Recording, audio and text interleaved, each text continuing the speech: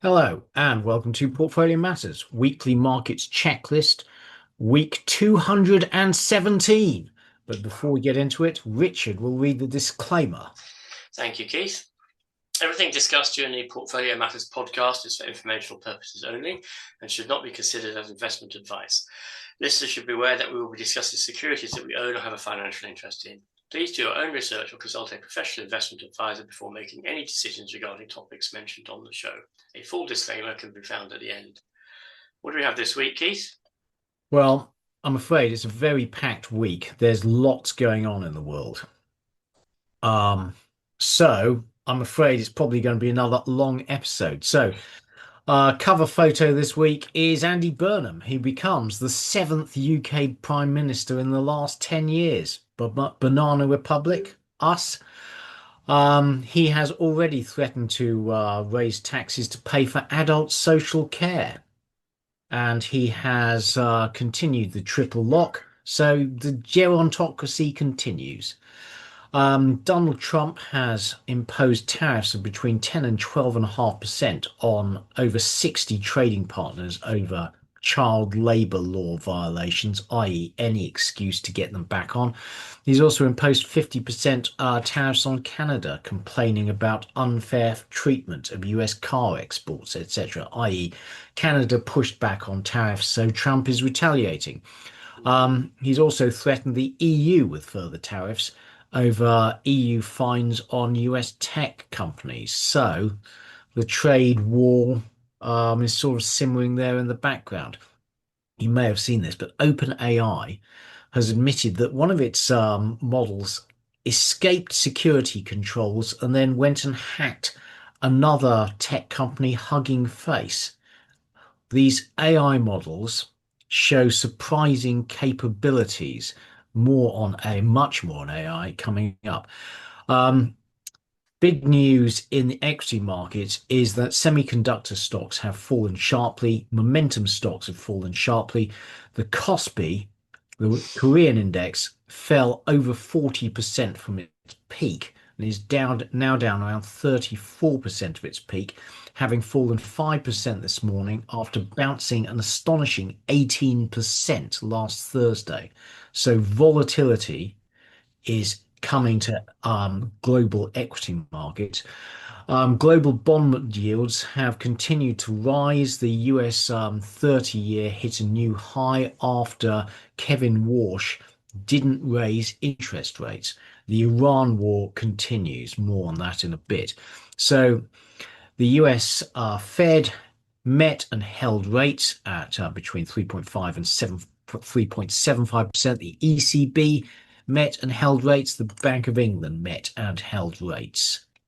Some charts relating to the news. Well, this is tariffs. Tariffs are back, but at lower levels than previously. Pause, take a look at the map. We have 10%. Is that good or bad? And basically, Trump is attempting to maintain tariffs around a minimum of 10%. This shows their evolution, their kind of average weighted tariffs on the US. And historically, over the past year, that has raised quite a lot of money. But in June, um, the Treasury processed a lot of the refunds after the previous tariffs were ruled illegal. And the government actually had to pay out a vast sum. Meanwhile, rising DRAM prices have had a dramatic effect on consumer electronics. Normally, consumer electronics prices are deflationary, but if you've been buying an iPad, up 25%,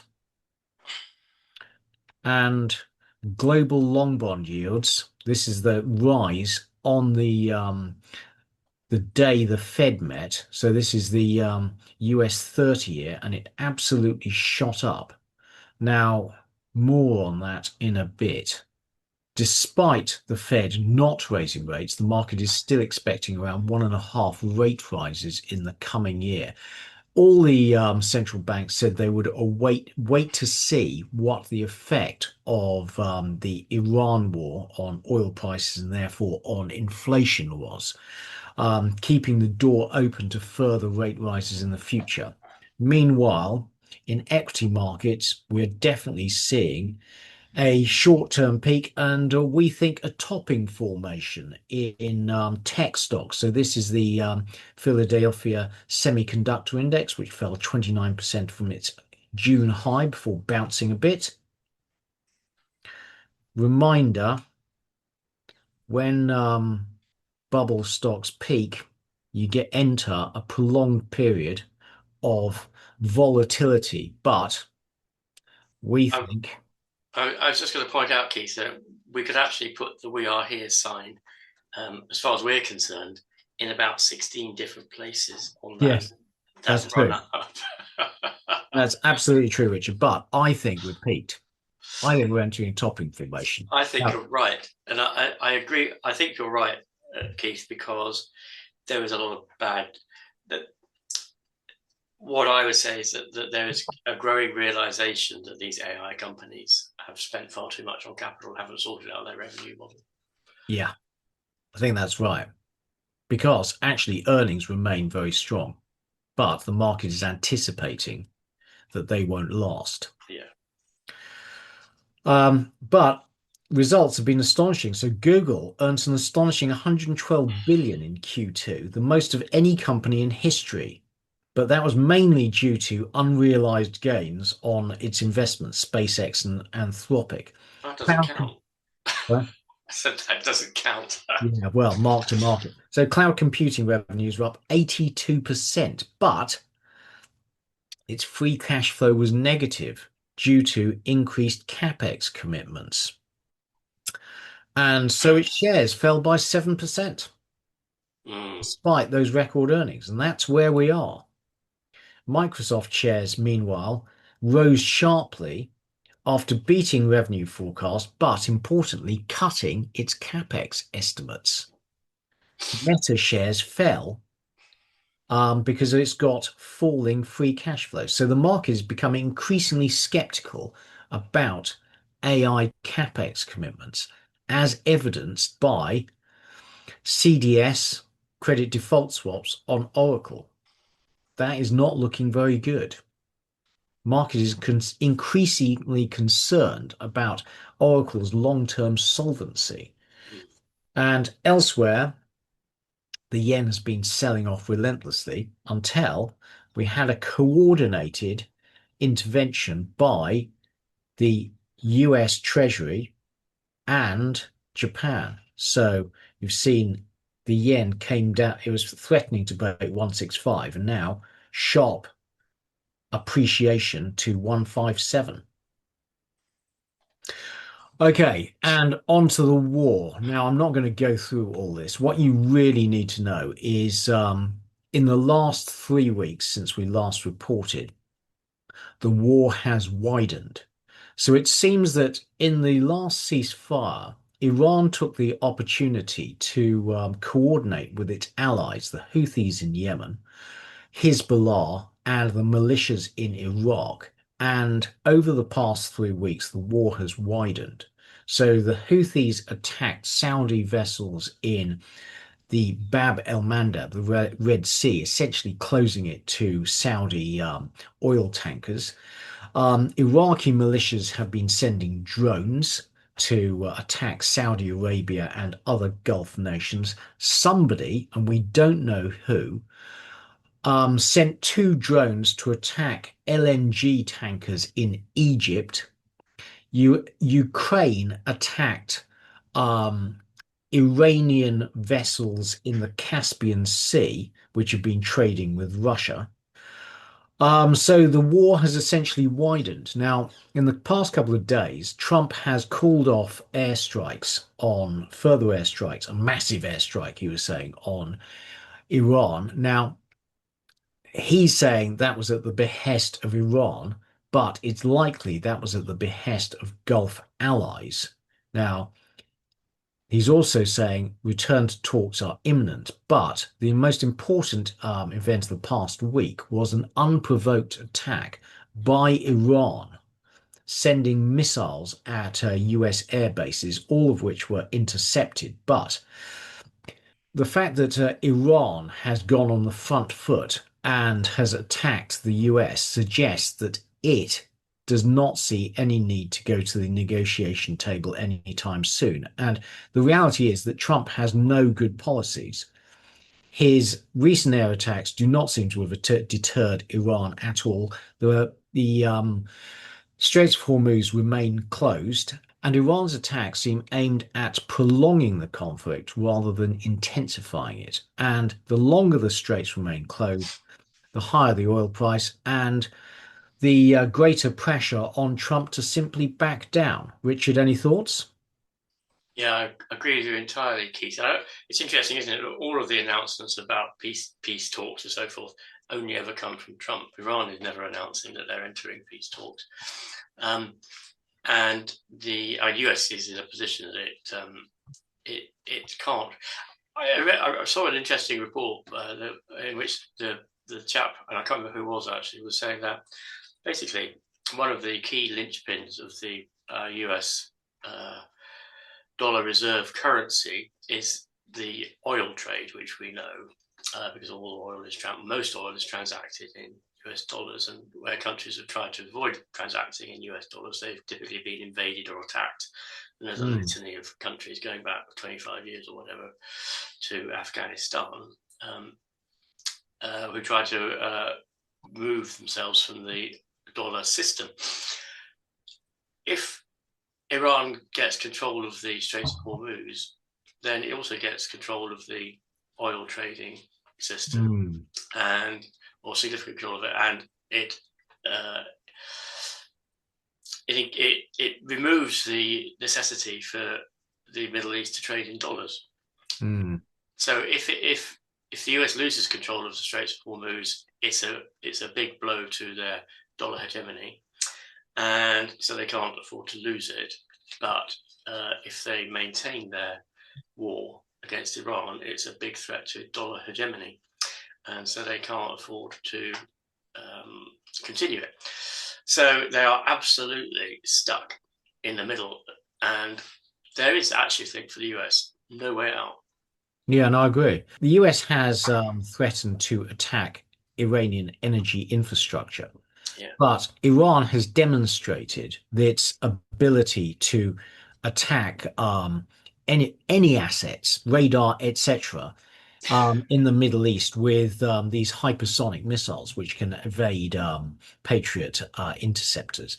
Yeah. And it said that if the US does that, attacks Iranian energy infrastructure, then it's going to attack energy infrastructure throughout the Gulf. Hence, Saudi Arabia is saying to the US, please don't attack. And the US just doesn't have any good options. It doesn't. Apart from talking the price down, frankly. Exactly. If the US withdraws from the Straits entirely, Iran has won. If the US continues its war, it can't win. Yeah. So it's a total mess. Yeah. So some charts relating to the war. So in the past 3 weeks, Iran has attacked lots of vessels attempting to go through Omani waters without explicit permission from the Iranian authorities, including 2 Greek tankers, which were attempting to go through the Omani route under US protection. Well, that didn't work. And Iran has been hitting US bases throughout the Middle East. There's also a question mark over whether the US is actually intercepting all of the missiles that it claims to be intercepting, because there's I think a growing body of opinion that they're not. Yeah. And of course, every time Iran sends a few missiles to a US base and the US launches interceptors, that's a few less interceptors in the US's arsenal. Yeah. And so the images I've seen of Iranian attacks are that they're really quite precise. And now, they are getting through. Yeah, they are getting through. In the early stages of the war, there was this video of Iranian attacks on, I think, Tel Aviv. And most of these missiles were intercepted, but there was this video of one of its missiles which put on its booster rocket in the last stage and then zoomed through all the interceptors. So the interceptors are expecting the missiles to come in on sort of a normal trajectory, and then when it like suddenly accelerates Yeah. and zooms through, it's very difficult to intercept, and they still have a body of those missiles left. Now, on the it's spreading. The Wall Street Journal reported that jets from Bahrain and Kuwait joined the US in its recent attacks on Iran. But if you step Mm. back, in the last 3 weeks, the war has widened. There is that conundrum of who launched the attack on the Egyptian gas terminal. Yeah, it can, well, it has to be either Iraqi militia or Iran. But it's a very odd story. Whereas the Egyptians discovered these two fires on LNG tankers, and it wasn't until the next day when they examined the CCTV footage they discovered it was a drone attack, and So nobody has claimed responsibility. yeah, it's a confounding factor from someone, Yeah. from some country, some interest.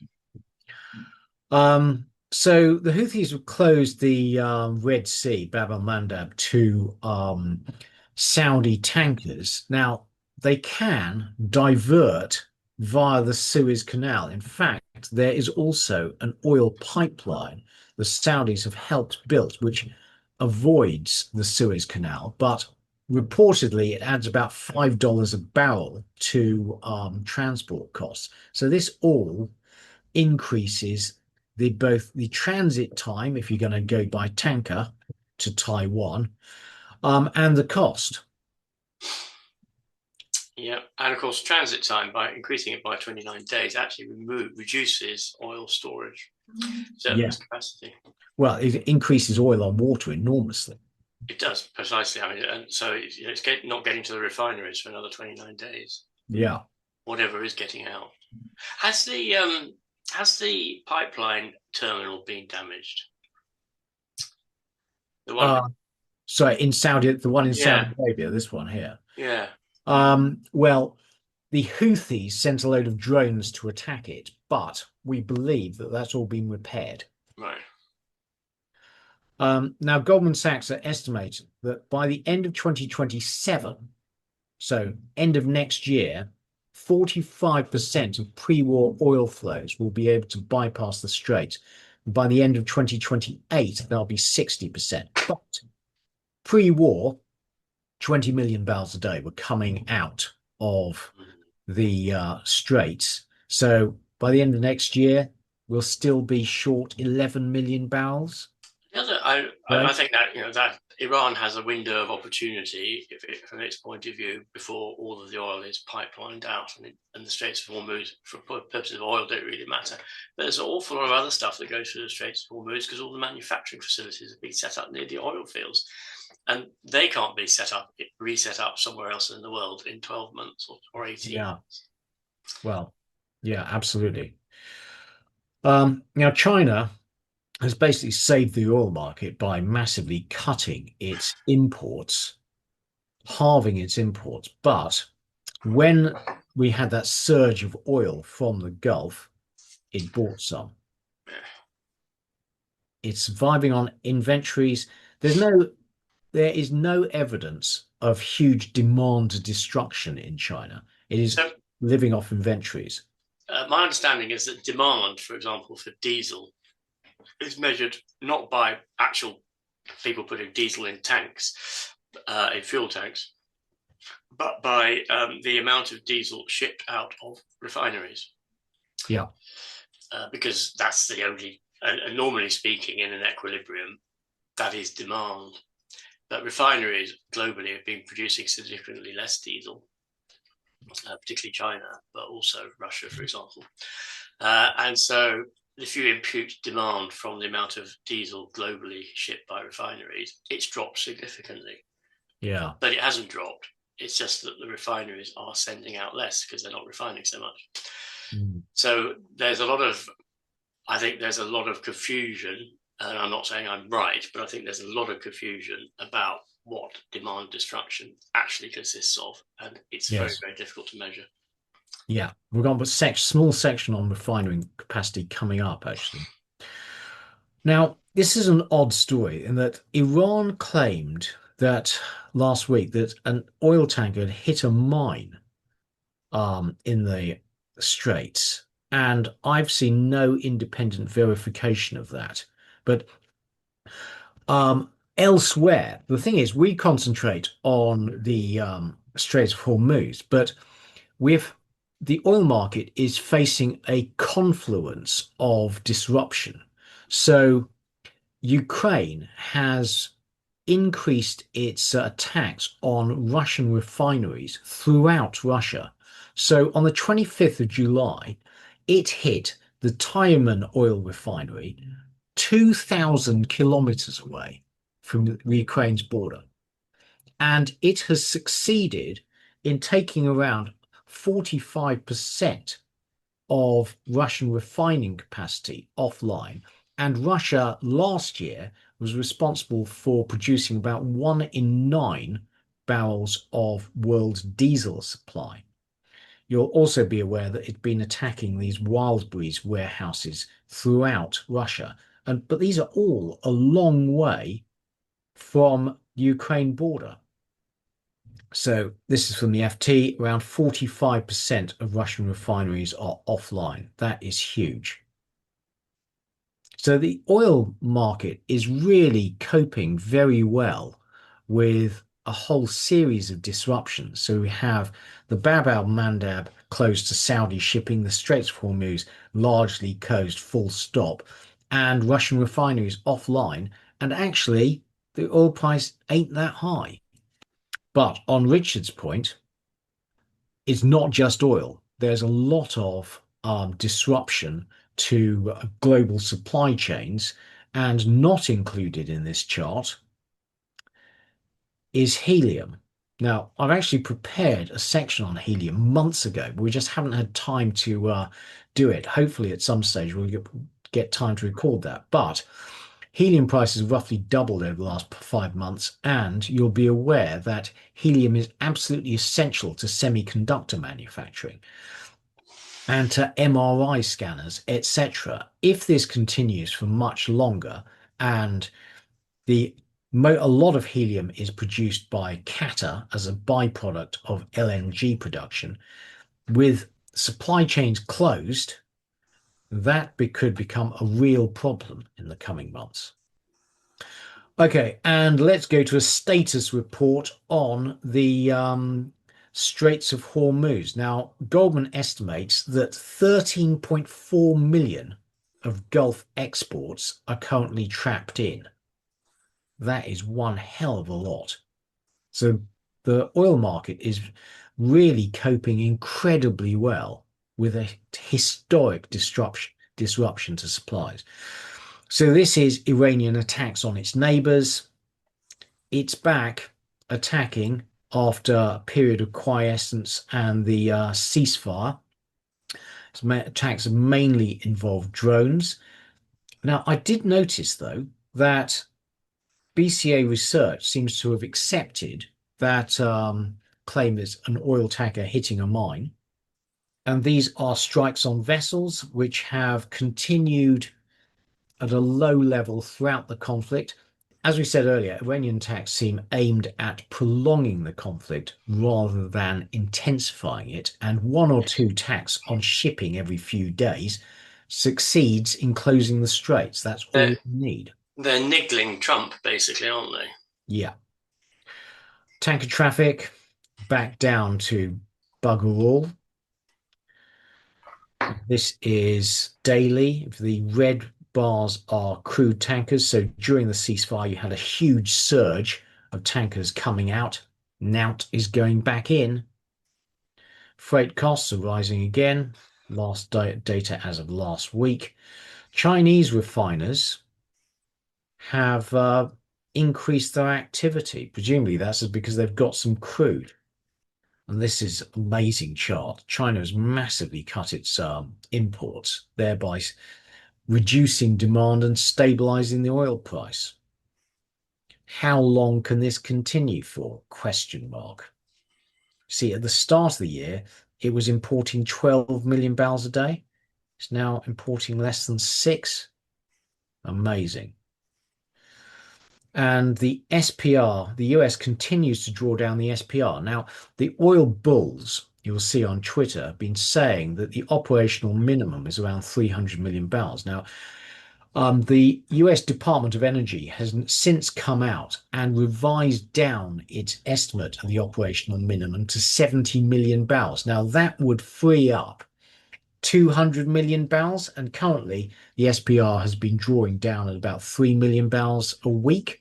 So that would mean that we could continue drawing down for another 70 weeks, i.e., Trump has got loads of time before the oil price goes ballistic. However, independent estimates put the minimum at between 120 and 180, but that is still a long time, another 40 weeks before we hit that level.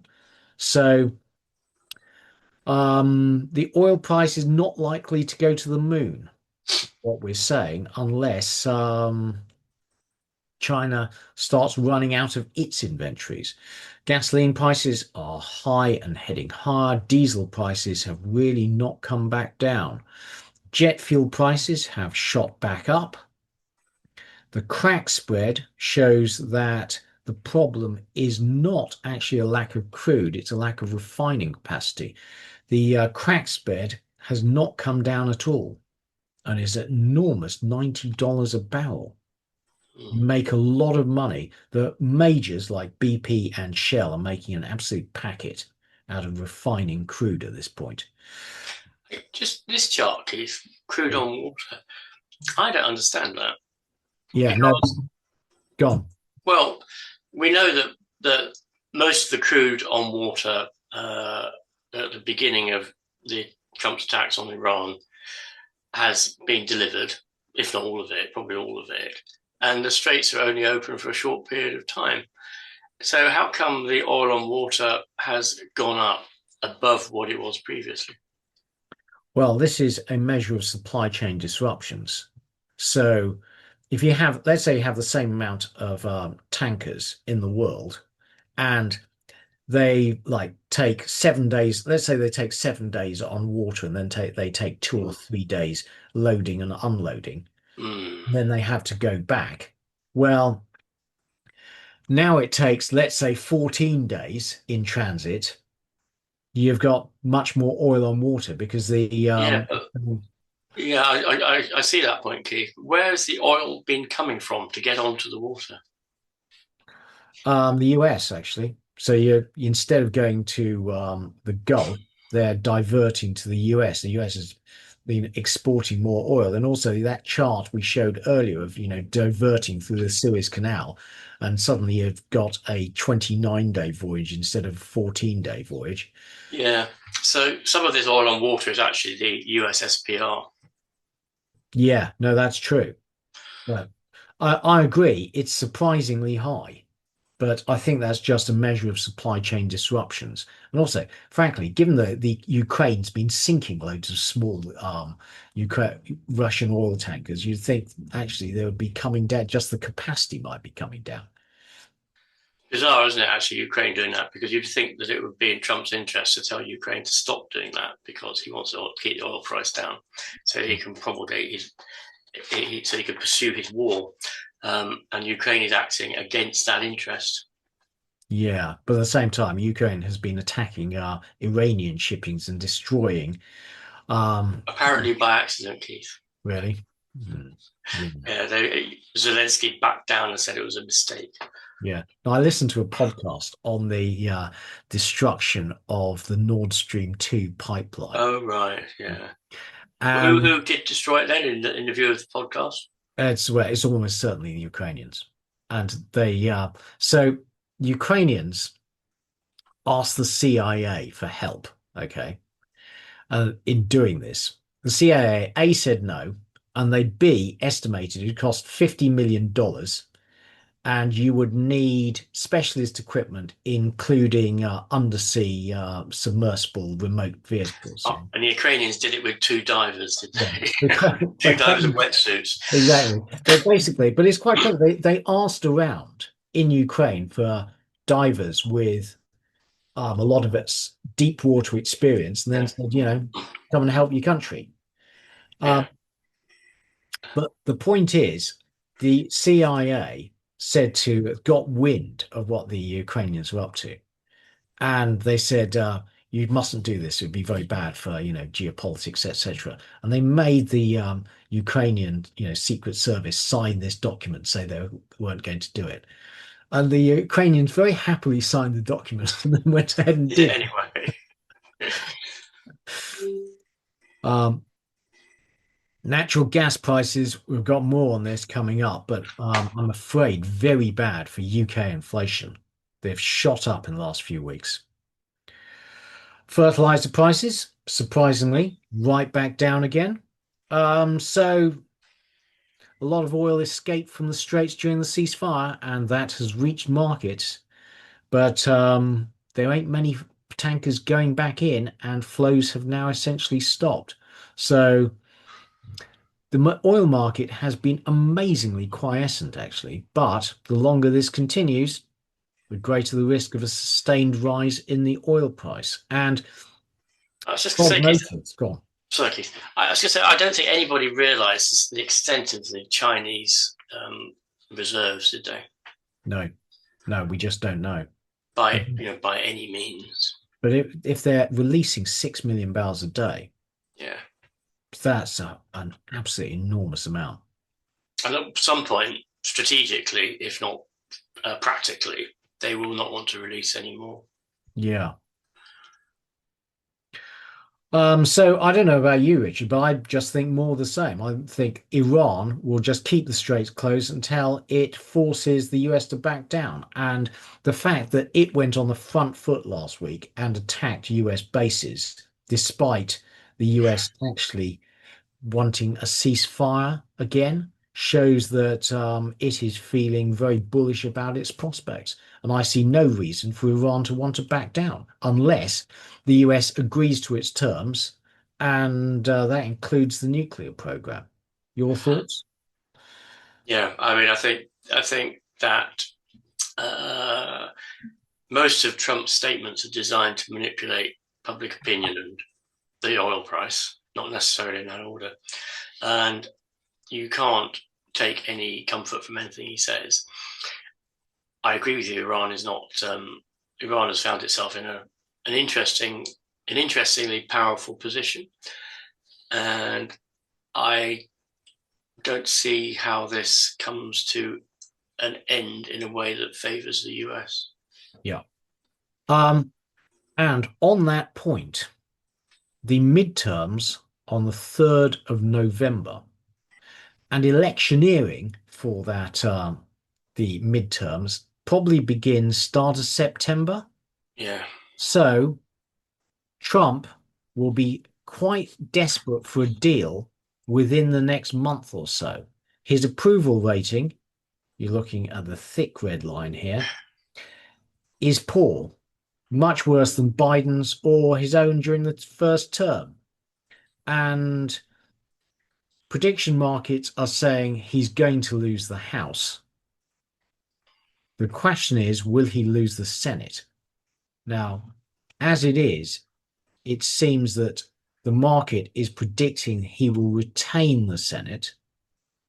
But if he were to lose the House and the Senate, he would find it very difficult to pass legislation. And he would face the danger of impeachment. The House could vote to impeach him, and the Senate would need a 2/3 majority to approve that. But he would be stuck in a quagmire of impeachment proceedings, etc. Yeah. So within the next month, Trump is going to become increasingly desperate for a deal. So that, and the implications of that are that Iran will attempt to keep these straits closed for as long as they can until Trump capitulates, but the oil price is unlikely to go to the moon. We will then see Iran managing the straits. Now, how much oil flow will actually get through, and will the US then allow oil tankers to pay the Iranians to transit? questions.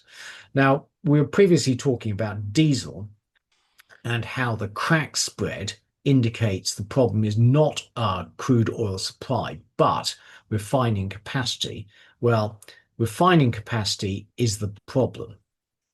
So 45% of Russian production refining capacity is offline, and last year Russia accounted for 1 in 9 barrels of global diesel exports, and Russia has now stopped diesel exports, and they are unlikely to resume before the and they're unlikely to resume before the end of the year. And frankly, Ukraine's attacks on Russian refineries are only widening and becoming more effective. I was reading a piece on what Ukraine are doing, and they are targeting the same components within Russian refineries all around the country, which means they're attacking the components which are most difficult to replace.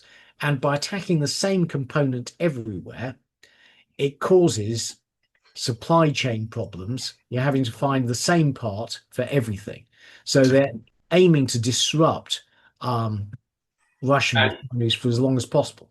and they must be doing it with US targeting data, which means the US is actually behind these attacks, which is, to my mind, very contradictory. So why contradictory, Richard? Well, because the US wants to keep the price of petroleum products down, not up, and this is putting more pressure on supply.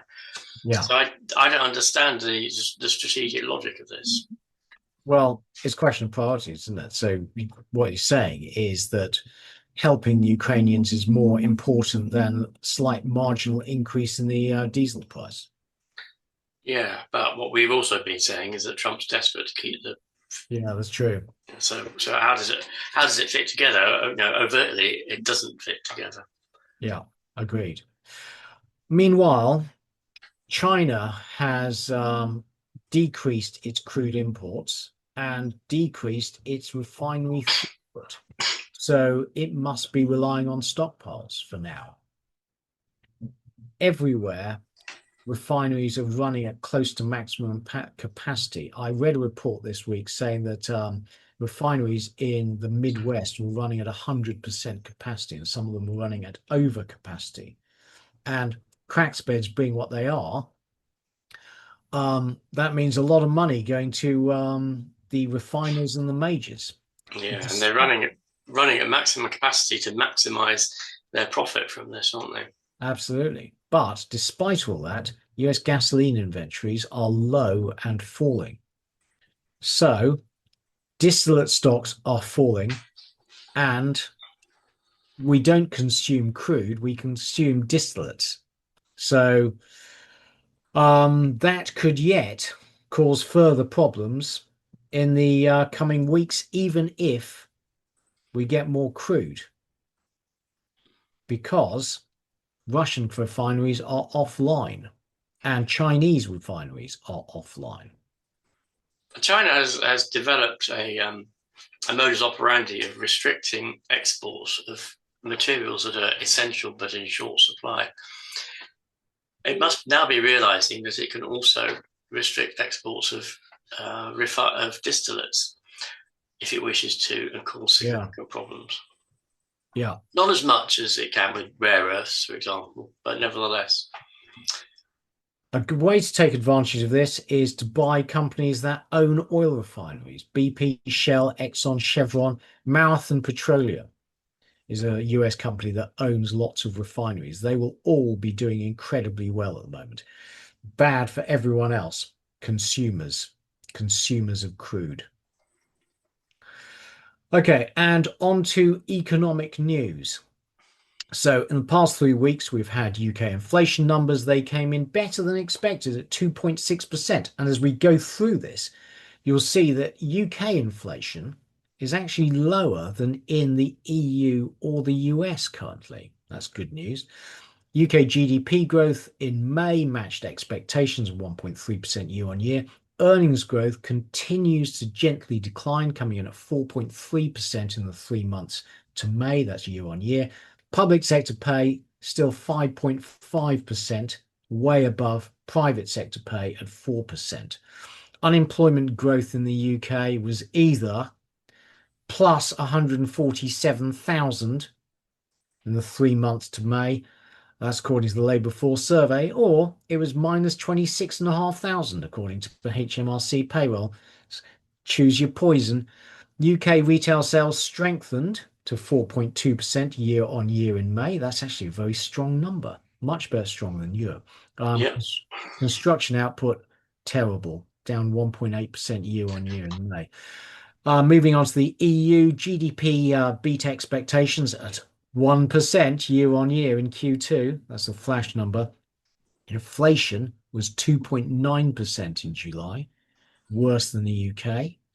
Unemployment missed expectations, was flat at 6.3%. That's still a very low number for the EU. Construction output was substantially better than expectations and much better than the UK at 1.2% year on year in June. And the PMIs were improving in July. That's before we had the resurgence, the war in the Middle East. Okay, moving on to the US, GDP disappointed at 1.5% year on year in Q2. That's the first estimate. The economic activity was strong, but the GDP calculation was weakened by high imports. More on that in a bit. CPI inflation was slightly better than expected at 3.5%, much higher than UK. Core 2.6, PCE 3.7, core 3.3. So despite US inflation remaining well above the 2% target, the Fed held rates at 3.75%. Services PMI strengthened to 53.6 in July. The nowcasts were mixed, generally strengthening, I'd say. The Lantern Daily Index, however, fell sharply. Now, we've also got a section on China coming up because reading a lot about how the Chinese economy is showing structural weakness. As we have discussed, we think that China is going to be suffering from a balance sheet recession due to the bursting of its house price bubble. So GDP growth in Q2, according to official numbers, were 4.3%, well below the official target of 5%. House prices continued to fall, minus 3.3% year on year in June. Retail sales were slightly better than expected at plus 1% year on year in June, i.e. still very weak. Industrial production, better than expected at 5.3% year on year. Loan growth, fixed asset investment, foreign direct investment all continued to decline. So investment is slowing in China, and it is having to compensate for that and a weak housing market by trying to export its way out of trouble. Now, turning to markets, very mixed for equities. So the FTSE All-Share did really well over the past few weeks, up 3.4%. Hang Seng bounced back from recent weakness, up 6.8%, but we've had fall in momentum / semi-conductor stocks and exacerbated by the failure of the situational awareness hedge fund, which had huge bets on AI companies and became a forced seller. So the S&P 500 is down 1.1%. One could say the ironically named situational awareness hedge fund. That's right. Nasdaq was down 3.5%. The KOSPI, the Korean stock market, was down 34% from its peak. Charts coming up. Now, bad news and under discussed is the continued rise in long bond yields. So the UK 30-year is right back up towards its highs at 5.8%. The 10-year is at 5%. The US 30-year continues to rise at 5.23%. And the US 10-year is at 4.7%. None of that is good. So despite the fall in Brent of around 5% this morning, it's up 5.2% over the past few weeks. WTI is up 6.8%. Dutch natural gas futures up 11%. UK up 23%. That's before the market opens this morning, but terrible. Very bad for UK consumers and inflation. US natural gas bucking the trend at down -5%. Industrial metals generally mixed, strongish. Aluminium up 1.6%. Copper continue to rise up 5.8%. Nickel 2+2.9%. Tin up 2.5%. But battery metals and high-tech metals not doing so well. Lithium continuing to fall, down 9.1%. Neodymium down 3.9%. Gold and silver have kind of stabilized. Gold up 0.4%, silver up 0.7%, platinum up 3.7%, palladium up 3.9%. But if the rise in bond yields is because markets are worried about debasement, then precious metals not really participating at the moment. Now, let's talk about the Korean stock market, the KOSPI. This is as of this morning. And so it had an enormous run up starting in March, where it really went parabolic.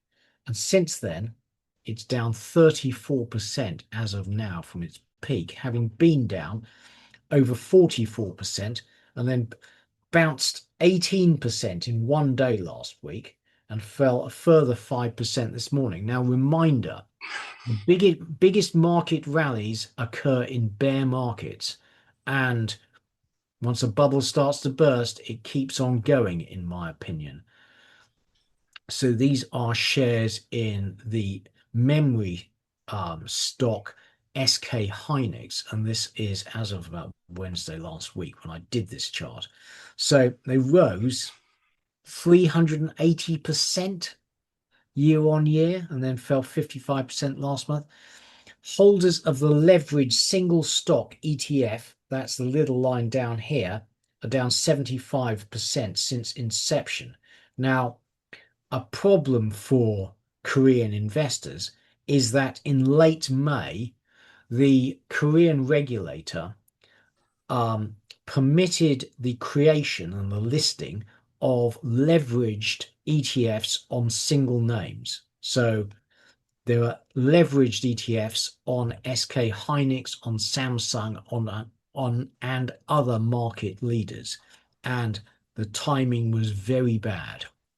The Korean Stock Exchange permitted the launch of these leveraged ETFs, and 6 were launched in quick succession. They all seem to have had incredibly similar performance, and they're down now 75% since their launch. So this is Samsung, similar pattern. If you bought the leveraged ETF, you're now down 60%. But then on Thursday, the KOSPI rallied 18% in the day. Good news is that the assets under management of leveraged ETFs have come down very sharply, down to more reasonable levels. So perhaps most of the forced selling has now occurred. But when you look at overall leverage, there's still a lot of it out there. The PE ratio has collapsed. So this is not an earnings story. This is the market anticipating that those earnings are not going to be sustainable, which is something we have warned about many times over the past few weeks.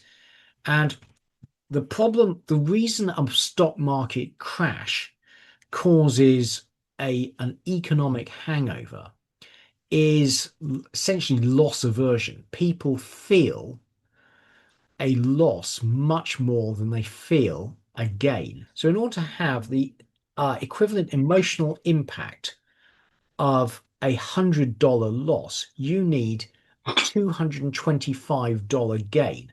And in reading about the reaction of Korean investors to volatility, I was struck by this woman who was saying that she was down 60% from her peak and couldn't sleep and was very worried about what she was going to do. She was still up on the year.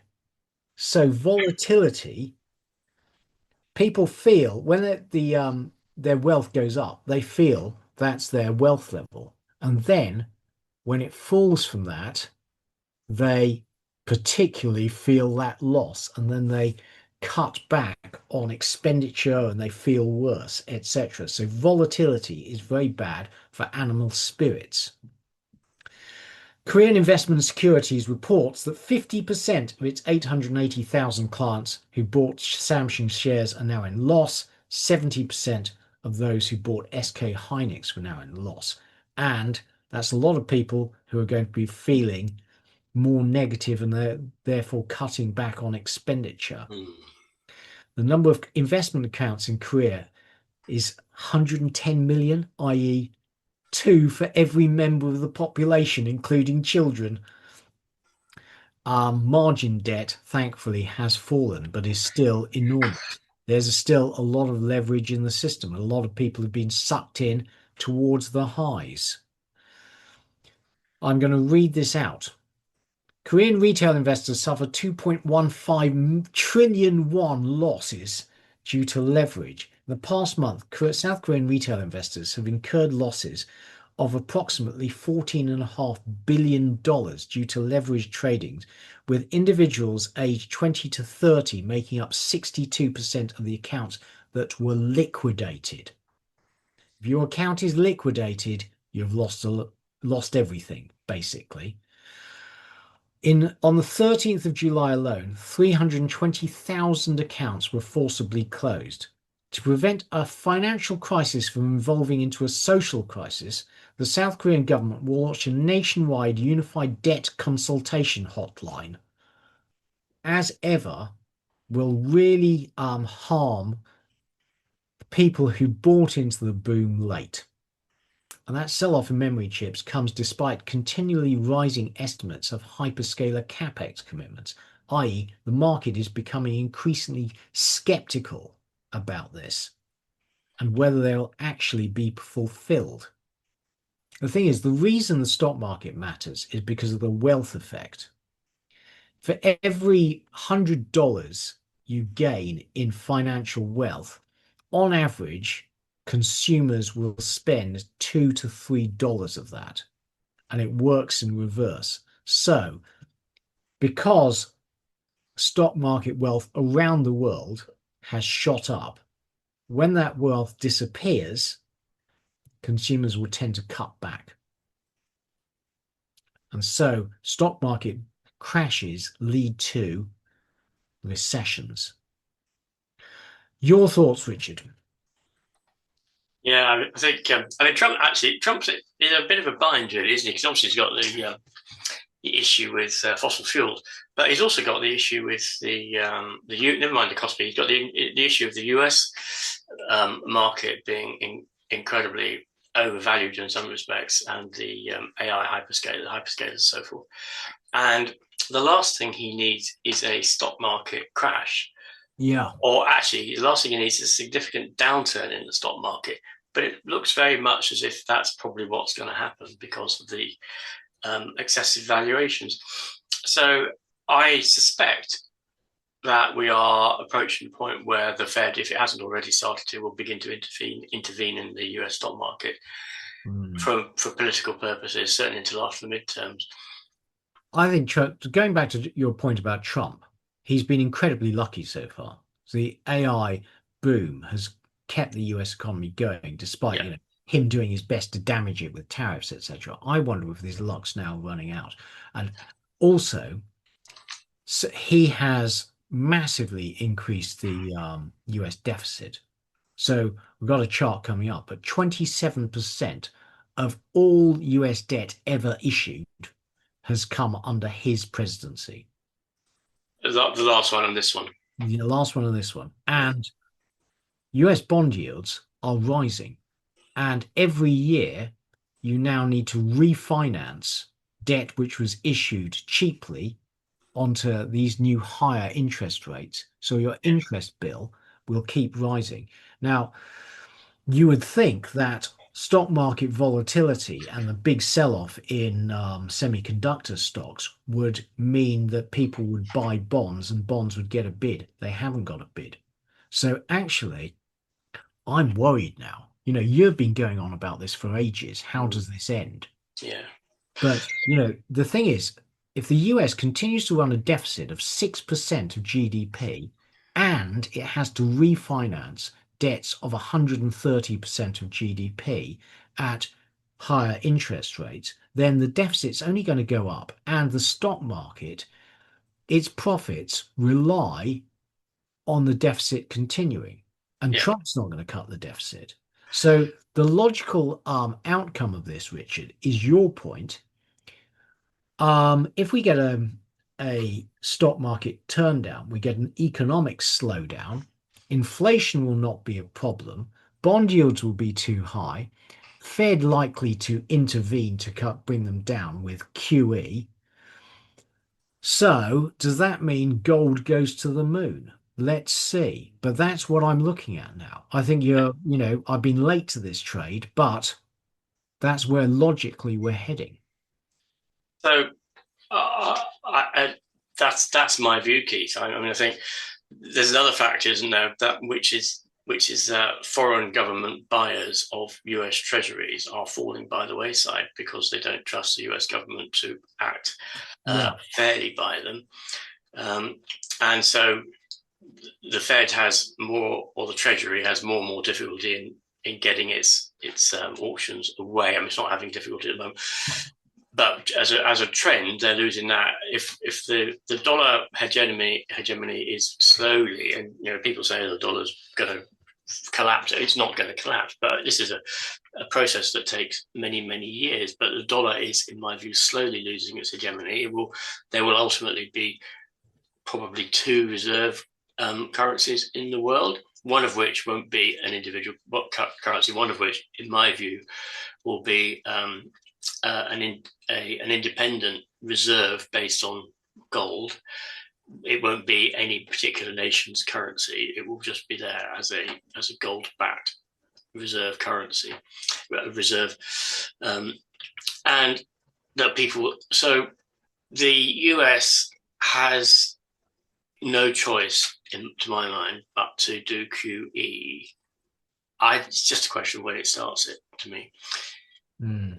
I don't see it as Yeah, any well, way it around. needs to suppress bond yields, otherwise you're going to go bust, basically. Yeah, and the only way it can realistically suppress bond yields is for the Fed to buy them.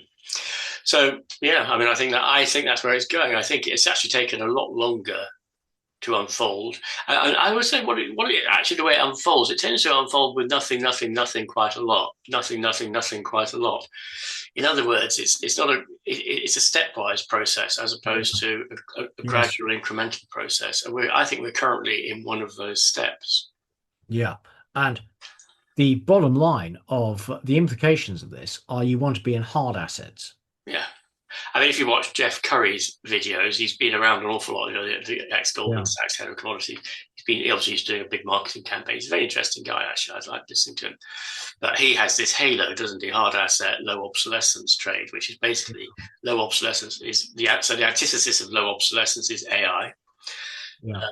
It's sort of it's manufacturing industry, I guess, and hard assets, which is obviously hard assets, and get out of these very overvalued service industries. So I think that's where the world is going. I think the US has lost the battle in maintaining the dollar as its reserve, as the world's reserve currency. I think it's now lost that battle. Um, expect volatility. Yeah, My exactly. so my aim, having complete, last time, everyone will know, long-term viewers of this one, like, got absolutely stuffed buying long-term bonds because I didn't think that the UK economy could sustain yields this high. And I still don't think that actually, but Yeah. rather than taking fundamental positions, wait and see what happens because this trade will play out over years, not months. If gold starts rising, then buy gold. But in the short term, you'll notice when we go through this that the Gulf countries have started selling gold. So, I think you have to be careful of this, Keith. First of all, you have to be very careful of what you read in the FT because I don't know if you read the article in the FT the other day about how central banks have bought at least gold in umpteen years. yeah, But actually, it was And the World Gold Council has suddenly revised its purchases from 200 tons in the quarter to 16 tons. Right? You'll think, well, why did the World Gold Council do that? I'm afraid I'm a cynic, and I usually think when these things happen, it's because someone behind the scenes has a vested interest and wishes to manipulate the data. Secondly, the article didn't question that in any way.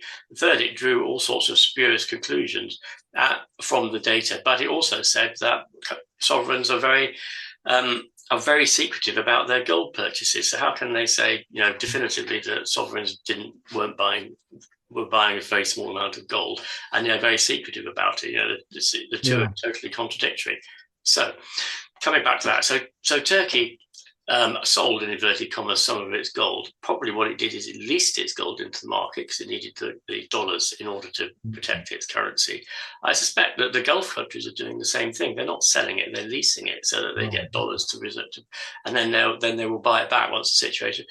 China is continuing to buy gold, and as are many other countries. And and finally in that article, it basically said that gold demand is going up, not down. So the whole thing was just a heap of, in my mind, it was a heap of propaganda. And I suspect the FT is actually being paid by some party to put this sort of article forward, because they've been doing it for years, ever since the price of gold was about $1,500.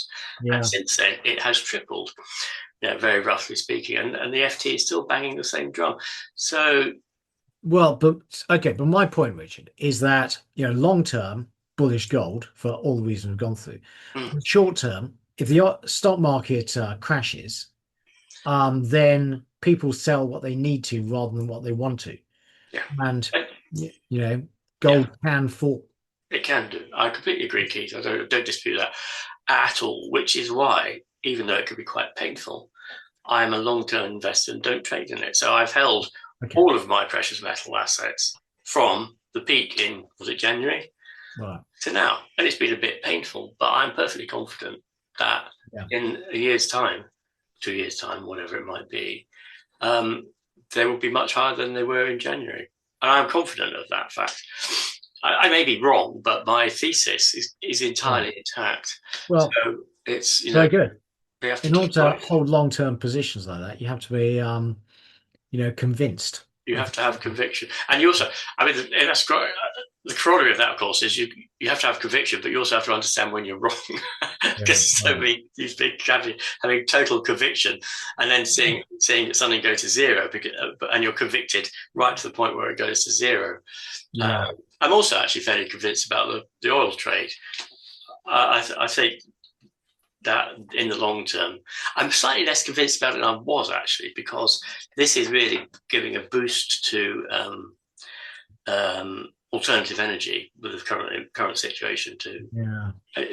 I'm not convinced by it. The alternative energy is growing relentlessly, but the marginal boost from the war in Iran is going to be and also, Keith, it'll take 10 or 15 years. It might accelerate it by 5 or 10 years, whatever the end point is, but for the next 5, 10, 15 years, fossil fuels will still be the key energy driver of the global economy.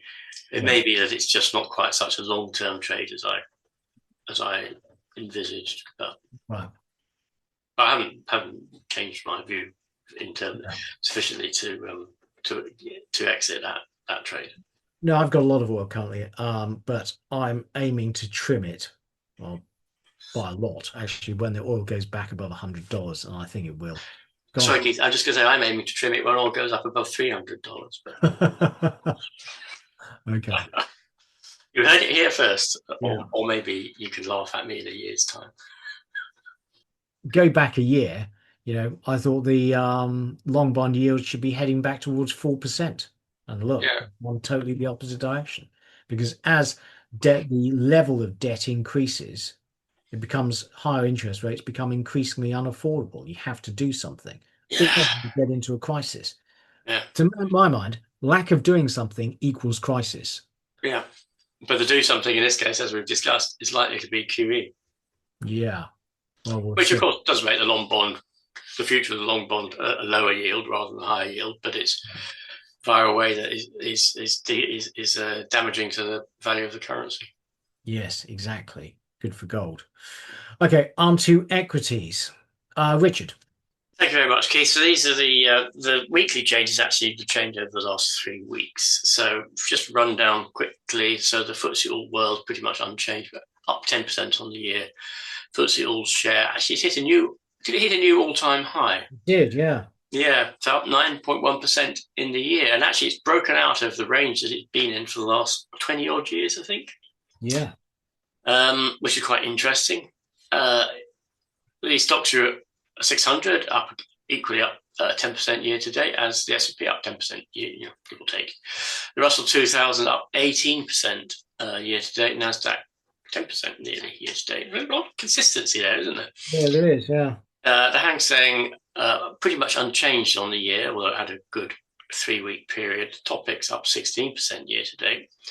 Bitcoin actually is down now 30% year to date, not looking very healthy, I would say, at the moment. And my bellwether strategy is bouncing along a line of resistance that once it falls through, I think it's game over. I think it's been renamed something other strategy, hasn't it? But anyway, the pound unchanged effectively against the dollar. Euro down 1.6% year to date against the dollar index up a bit. So the dollar actually, despite the US being at war, or maybe because the US is at war again, or continuing to be at war, or has started another war, however you like to look at it, the dollar is relatively strong. And then last VIX, nearly 7% year to date. So the VIX there's a bit more volatility knocking around, but not a huge amount. Still minimal amounts, really astonishing. Yeah. So we have the FTSE All World Equity. Well, looked at another way. So basically, we haven't gone anywhere in 3 months. And I stick with topping formation, frankly. Yeah. FTSE All Share. Actually looking good. Yep. The Euro Stoxx 600. Looking good. S&P 500. Nasdaq. It's really rolling over, isn't it? It is. Russell 2000. So despite having gone up 18, no, it's actually okay, isn't it? It's fine. Yeah. Yeah, well, it's had, all stock markets have these periods of underperformance, but I just think the zeitgeist is changing. Yeah. Yeah. There's the Hang Seng. Topics. If the US and Japan are now going to intervene, stop the yen relentlessly rising, then that rather undermines the bull case for the topics. Yes, it does. There's Bitcoin. Yeah, rubbish. Lame and busted meme, as my children. When are you going to sell your Bitcoin, Keith? I never bought any, mate. So, I don't have any crypto assets. Pound against the dollar. The euro against the dollar, both of them just in that range. Yeah. And a dollar index looking, fairly strong, actually. The VIX actually pretty low. So Q2 earnings have been very good for the S&P 500, with 93% of companies beating guidance by an average of 15%, which is a chunky amount, isn't it? It's astonishing, absolutely astonishing. Profit margins continue to increase, and earnings high, price to sales ratio is at a record. If they're mean reverting, there's a lot of reversion to happen. Yeah, absolutely. We've been saying this for years, Keith, haven't we? It's extraordinary how long it's been going on for. Yeah. So expectations for next year ahead earnings are high and continuing to increase quite significantly as well. Yeah, just look at those lines. They're just expectations just rising relentlessly. It's astonishing. Yeah. And long-term earnings growth expectations at record highs because AI has to create, only possibly if AI creates big increases in profitability that is fully captured by companies. I mean, the trouble with this is that if you say there's X amount of profit available in the economy, and AI can't take it all, because otherwise everything else goes bust and AI exists in a vacuum. So it can't happen. I agree. The thing is, Richard, look at this chart. Look how mean reverting it is. Yeah. And look how how noisy it is, Keith, in the last 5-6 years. Yeah, that's true. And historically high long-term earnings growth has been a contrarian indicator. Yeah, this is my view. And mine as well. So lots of leverage in the system. Leverage ETF assets under management. There is a lot of leverage, and investors are high. That is super high leverage, isn't it? Yeah. So they have $1 trillion. Is that right? Roughly $1 trillion in leverage. Yeah. So if the market turns down, then a lot of investors are going to need to sell. And that exacerbates, you get a negative feedback loop. Yeah. AI token costs are continuing to fall. And that's quite it's only a short-term chart, obviously, but it only can be a short-term chart. But there is pretty good correlation between the token cost and the hyperscaler index. Yeah. And obviously, falling token costs are a problem with hyperscaler debt, which is one of the reasons why Oracle's debt is effectively being downgraded. Exactly. And, but they're continuing to increase the size of their AI data center build commitments. It's astonishing. Yeah. At some point. So here we have the bond market worried about the creditworthiness of hyperscaler. This is the credit spreads. And the cost of default protection for hyperscalers rising very quickly, actually. Yeah. And very significantly. Well, actually, you can see the reason for the equity market sell-off here, in that bond market is saying that they don't think this is going to pay off. So what is it that Broadcom has done? Because Broadcom has more than doubled. Yeah. Since June. That's true. Presumably just big capex commitments, negative cash flow. Retail is started to take profits in tech. This is quite interesting, actually. I'm presuming quite a lot of those profits are tied up with the margin debt. Yeah, but this is classic retail behavior. So buying when it goes up, selling when it goes down. Yeah. And if it's starting to roll over, the sooner you sell, the better. Well, to my mind, Keith, as long as all that $1 trillion is in the Mag 7, that $1 trillion margin debt is in the Mag 7, I don't really mind. So sorry? So why?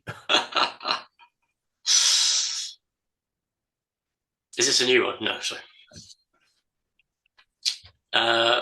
Okay, well, Hindenburg over, I was like, okay. Well, the thing is, okay, let me defend the Hindenburg Omen.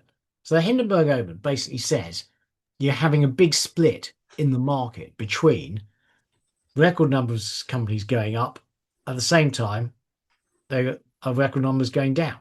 Well, very high numbers going up, very high numbers going down. So the market is, contradictory. But I take your point of it giving a lot of false signals. So, one day it will be right. Yeah. Well, look at that, 2008. Yeah, and actually that was a very strong signal in 2008, wasn't it? Whereas now, relative to that signal, the signals now aren't that strong. Yeah. Well, actually, they'd say the signal's strong, but it hasn't gone on for a long time. It went on for a long time in 2008 before crashing. So I'm looking, maybe this isn't the way to look at it, but I'm looking at the strength of signal versus the price of the S&P 500. Right. It needs to poke out above that price and then stay there for a significant period of time.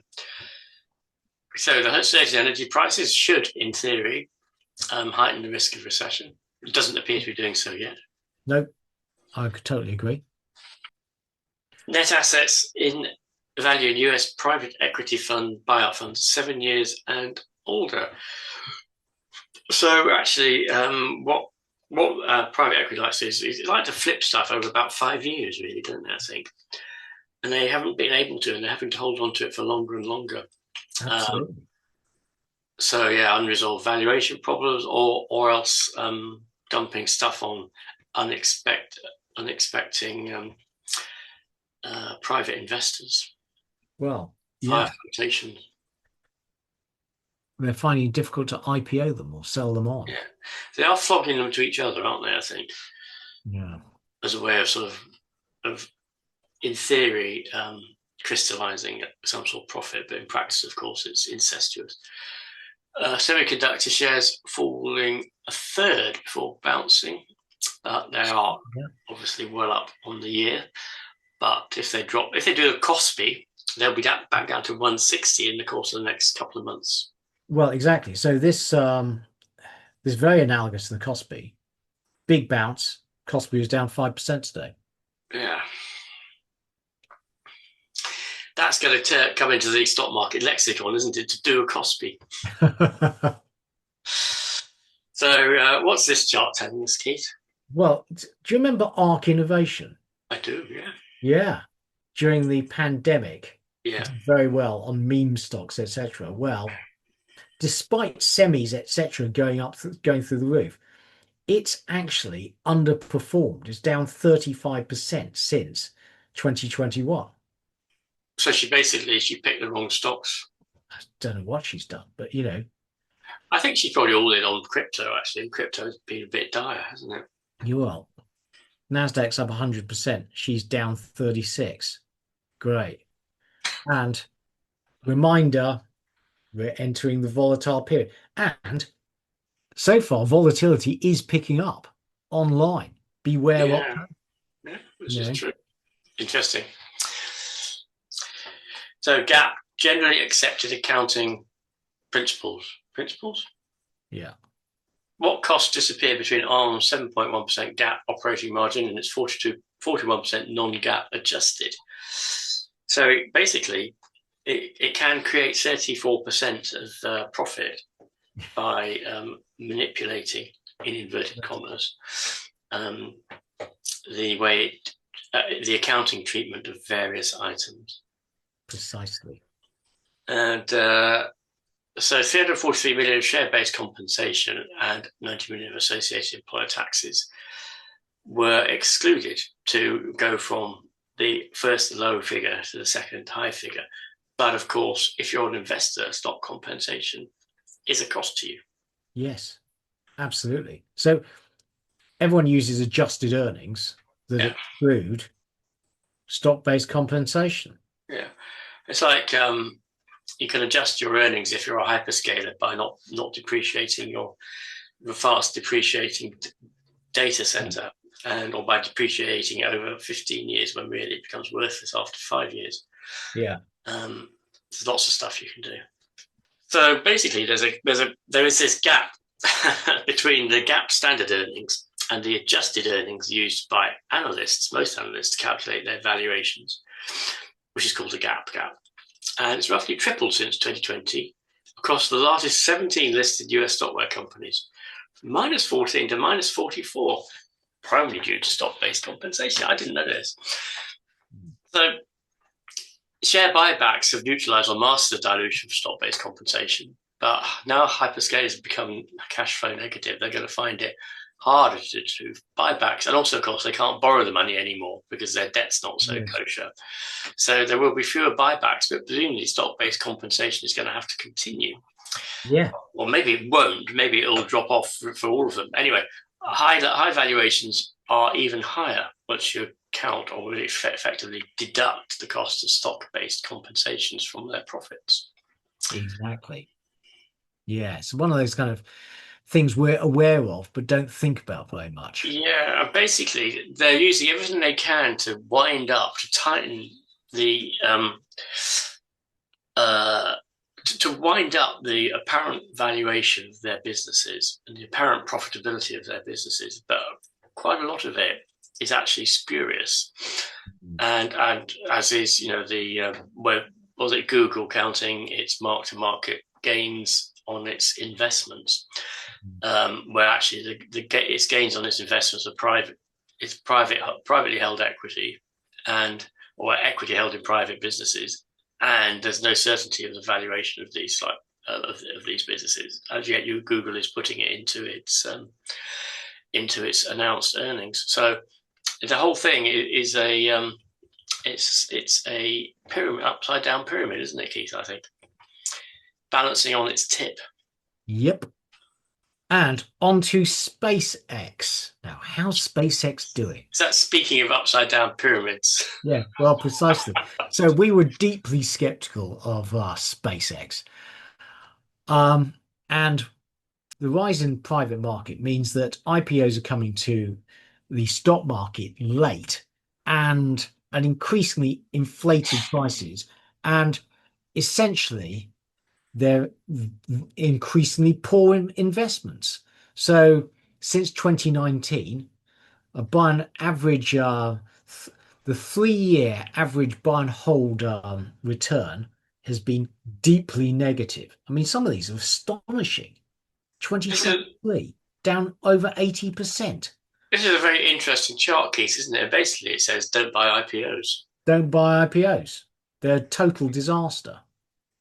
So, and also, big IPOs tend to be harbingers of the end of a bull market.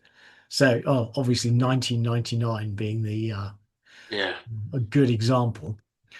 Um, Glencore IPO in 2011 marked the peak of the commodity cycle. Essentially, insiders get to determine the timing of your IPO, and it's timed when it's best for them, not for you.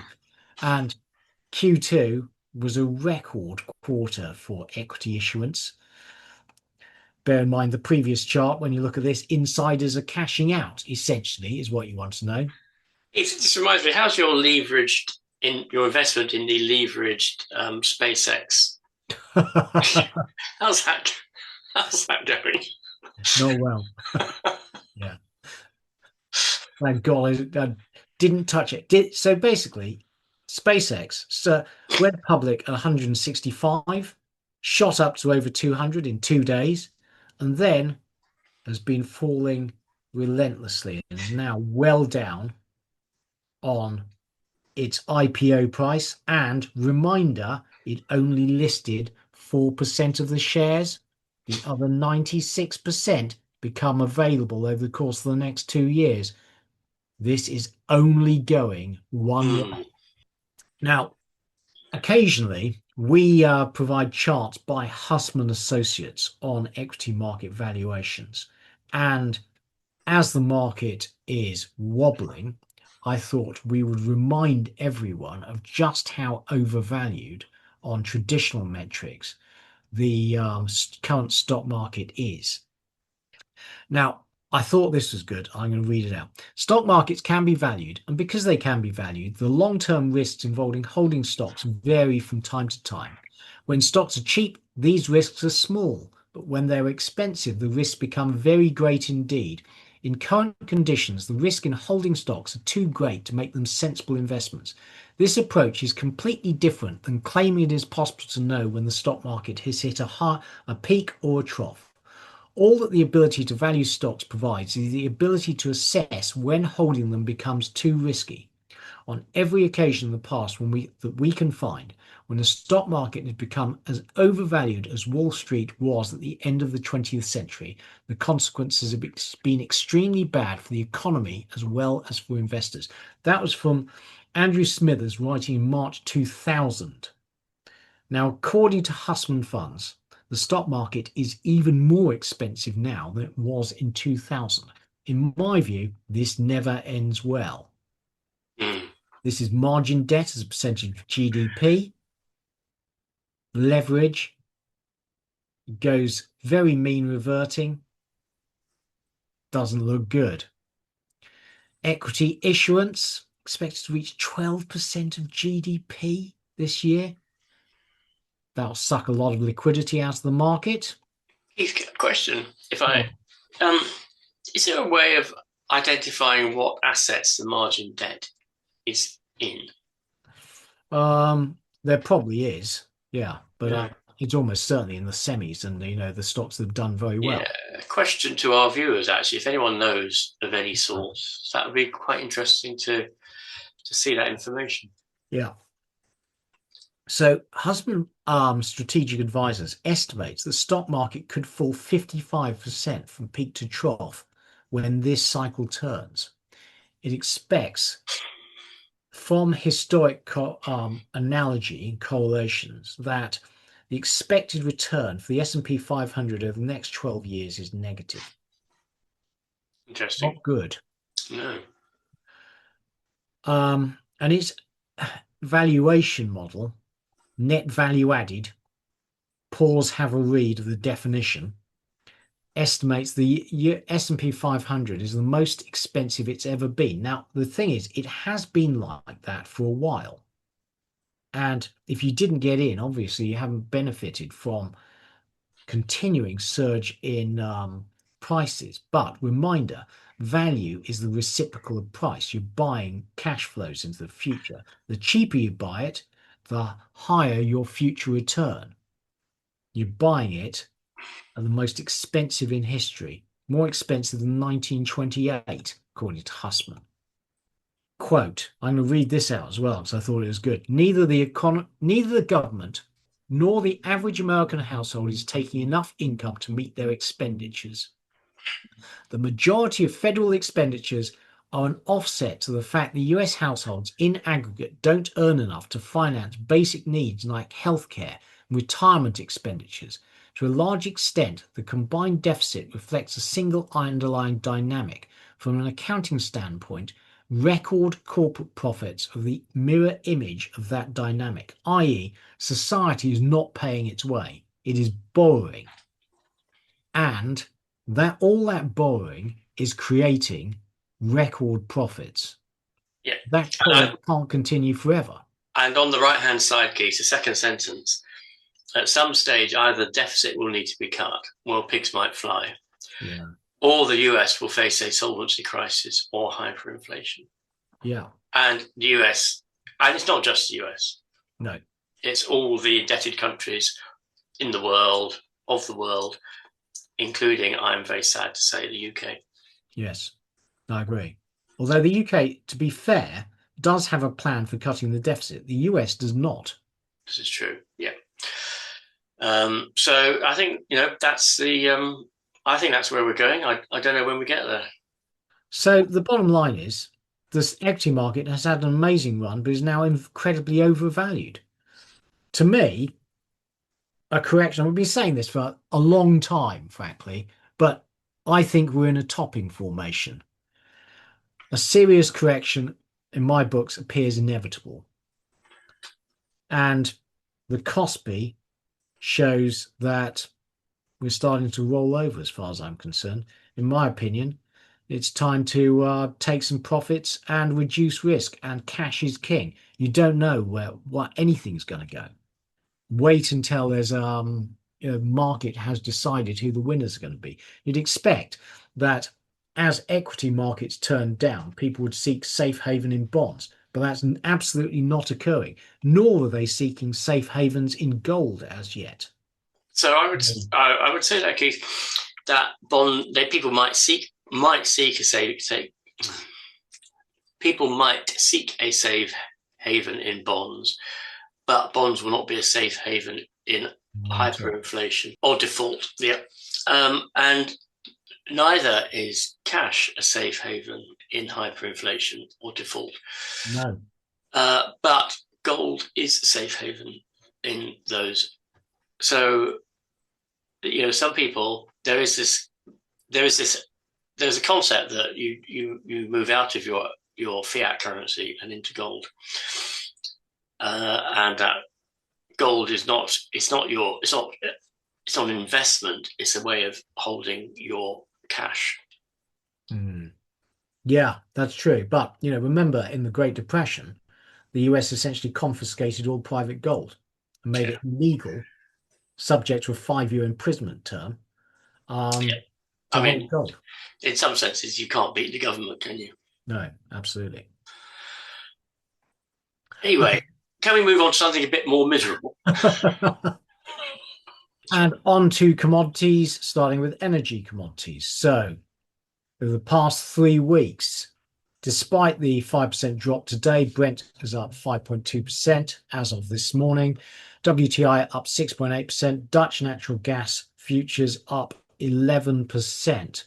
and UK natural gas futures up a very nasty 23%, up 96% year to date. That's very bad for UK consumers and potentially very bad for UK inflation.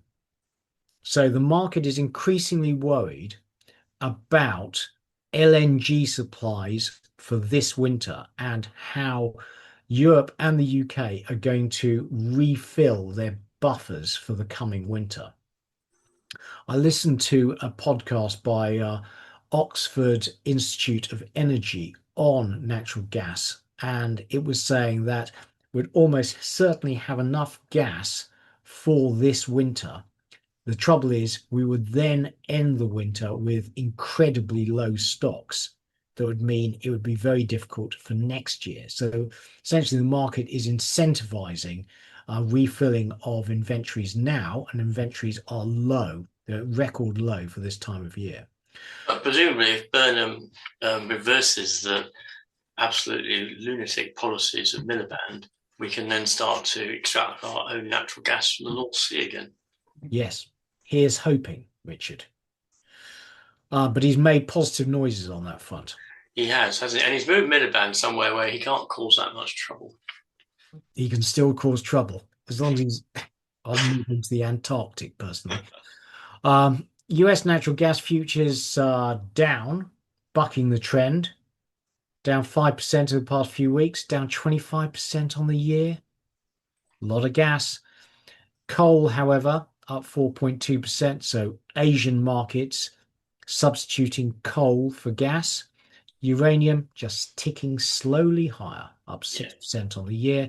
This Brent, very volatile. Down today because of Trump saying that they're going to be renewed talks. Iranians haven't said that. How many times has Trump said that now? I forget. Is it 12 or 13? It's like Loads. So, numbers specific to the oil market. Well, we have had crude builds over the course of the last 3 weeks. Actually, so what we've had is 2 weeks of build and then last week a decline. So that surge of oil coming out of the Gulf reached the US, allowing a rebuild in stocks, and actually quite a large rebuild in stocks, but fading again. Meanwhile, US crude production down by 64,000 barrels a day over the past 3 weeks. Baker Hughes rig count ticking up. Now, yes, the rig count ticking up is good in that it means that US drillers are going back to work, and perhaps next year there will be more oil. Remember that the US shale drillers have been consuming their massive inventory of DUCs, but drilled uncompleted wells, and that inventory is approaching depletion, at which time they're going to have to drill more anyway. So Goldman Sachs estimates that with the Straits closed, the market is losing an astonishing 10.5 million barrels a day of crude, plus 2.3 million barrels of NGLs. Consuming buffers, they can't last, and showing you this chart earlier, but close to the operational minimum of the SPR, although the Department of Energy has now lowered that. And according to Berman, the growth in US oil production is coming to an end. So had rises years gone.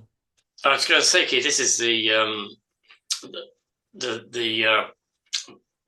principle, really, isn't it? That US shale production can't grow anymore. That the depletion rate is increasing, and that it's beginning to roll over. No matter how many more rigs that wells that they drill, and although and technology is working in the other direction, which is boosting the total output from these wells. So the US.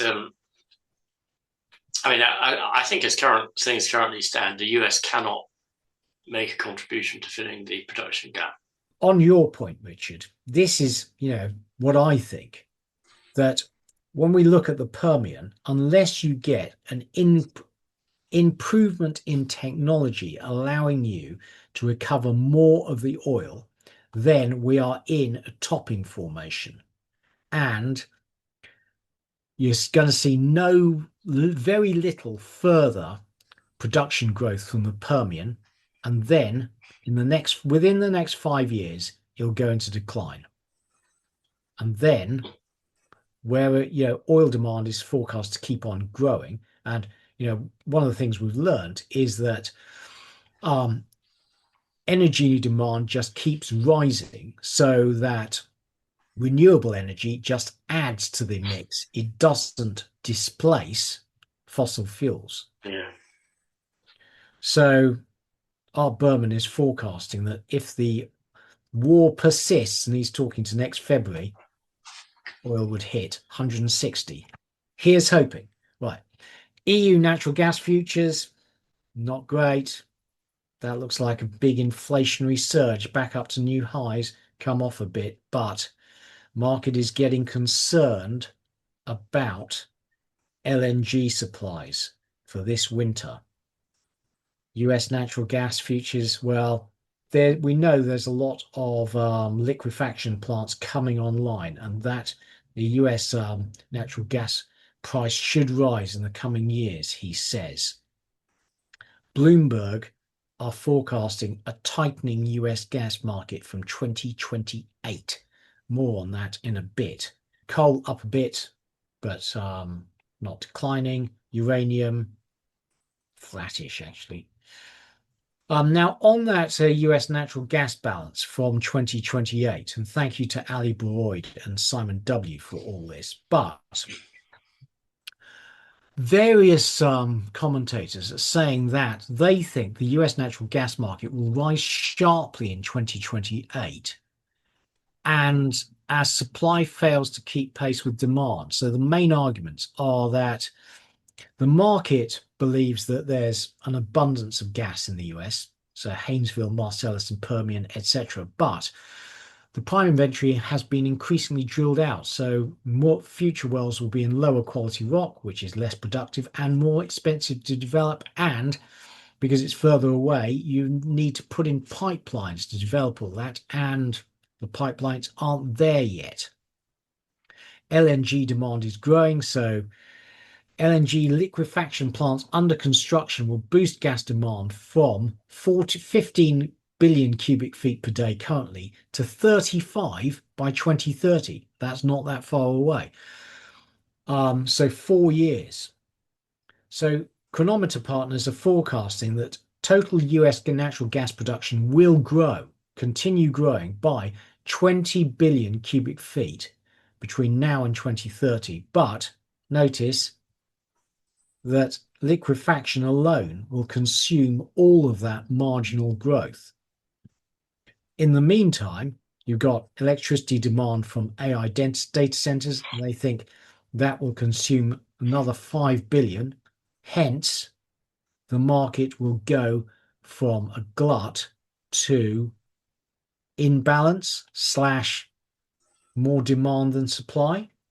Now, that could be fixed by building more pipelines, particularly to Canada. But those pipelines take a long time to build, and we ain't started building them yet. So therefore, they think inevitably in 2028, the market will swing into balance and prices will rise. So WoodMac is forecasting US natural gas demand to keep on rising in a linear fashion, and they concur with chronometer partners. So this is forecast for electricity generation, and those forecast by year. So 2023 is the dark line, the 2026 is the pink line. So electricity demand has kept on rising. So this is gas consumption for electricity generation. You've seen this chart. This is liquefaction plants actually under construction. Enormous rise in capacity. So bottom line is, from 2028, now that's quite a long way away. Anything could happen in the meantime, but it would appear just because of the LNG plants in particular, you're going to have a swing into balance the US natural gas market, which will be very good for the price. Possible winners, pause, have a read. We're going to quickly go through some of these. So Expand Energy is the biggest natural gas producer in the US. Comstock is another big one. Range Resources, so also produces natural gas, liquid NGLs, natural gas liquids. It's up an amazing amount from its lows. God, done so well buying that. Tourmaline is Canada's biggest one. Kinder Morgan owns a lot of infrastructure and pipelines. They will do well from rising gas volumes. TC Energy is another pipeline owner. Shares have done very well over the past couple of years. Shell, big gas production, processing, and trading operations. I own a lot of Diversified Energy, which buys old, declining shale gas wells. As the price rises, its shares should do better. Yields 8%, and I'm holding that for the long term. Zephyr Energy is developing the Paradox Basin in the US and is a small speculative UK company that I've so far avoided buying, but that might be worth looking into. But SimonW points out that, when the Woodmax says the market will fall into a deficit, well, that can't happen for an extended period of time. And there will be substitution. So you can substitute diesel for power generation, NGLs, and coal. So, but the market looks like it will tighten, and that will be very good for natural gas prices. That's the sort of all other things being equal. Yeah. Actually, all other things aren't equal at the moment. And we don't know when or if they'll become equal. So, right now, diesel versus gas time, there isn't diesel around to substitute for gas. Yeah, that's true. And gas turbines fueled by natural gas liquids, but you need pipelines. And so it's a little bit, of a sort of circular argument in my view, because it's suggesting that actually the whole energy cycle is totally fungible, and that's it. And that's not really the case, as we're discovering at the moment. Mm. So I think, I think you need to be thoughtful about how, and I don't have the answers, but I think you need to be quite thoughtful about how the situation may evolve over the next few years. Yeah, but I think that basically just the growth in liquefaction plants means that US gas prices are going to rise.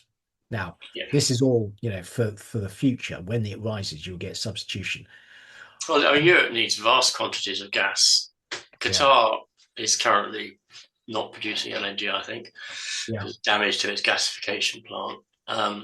It's the US is well placed to start supplying more natural gas to Europe. We shall see, won't we? But it's very complex. Well, the number one for me is the Trump administration would just say, right, you're turning off a few of these liquefaction plants. We're not sending it to Europe. Yeah. And he has no love for Europe. And if Europe persists in following policies it doesn't like finding tech companies X% of their worldwide turnover, that's an obvious lever. Yeah. And it might not be just Trump, because actually if I were a US legislator, I'd be highly irritated by Europe's, I would say, high-handed approach to finding tech companies. So, industrial metals. Thank you, Keith. So China has restricted exports of all sorts of critical metals, and including now tungsten. And these charts show the decline in the quantity of these metals exported by China particularly in 2026, but it's been a trend for the last few years. And it rather begs the question, actually, of where is the rest of the world getting these materials from to maintain the manufacture of items that require them. And I Yeah. don't quite understand that because we have allowed China to basically dominate these markets. Yeah, absolutely. I don't know. There's a big push to try and relocalize production, but that can't happen in 12 months. No. So industrial metals, year-to-date changes, aluminium up 6.6%, as is cobalt. Copper's up 15%. Copper is behaving very, very strongly. Yep. Iron ore down 8%, lithium up 18%. Although lithium had a very bad last 3 weeks. Neodymium up 30%, nickel pretty much unchanged, tin up 35%, and zinc up 17%. So generally speaking, strong performance. Yeah. There's aluminium. Yeah. Given that the whole Gulf is Yeah. offline, Why? Yeah. Why it's is this price not higher? yeah, I agree. So now China is currently producing 60% of world aluminium. Why? Yeah. Amazing. Cobalt, copper, and storms in Chile killed 13 people and halted production of some of the country's largest mines, including those run by Antofagasta, London Mining, and Codelco. And it does, these very large mines, they produce huge quantities of copper, which is fantastic. Of course, if they suffer from production interruptions for any reason, a lot of copper goes offline. Yeah. Iron ore, Yeah. Not looking good. no. Lithium, Plenty of lithium in the world. yeah. Neodymium, nickel, tin, Just rising relentlessly. yeah. Zinc also rising relentlessly.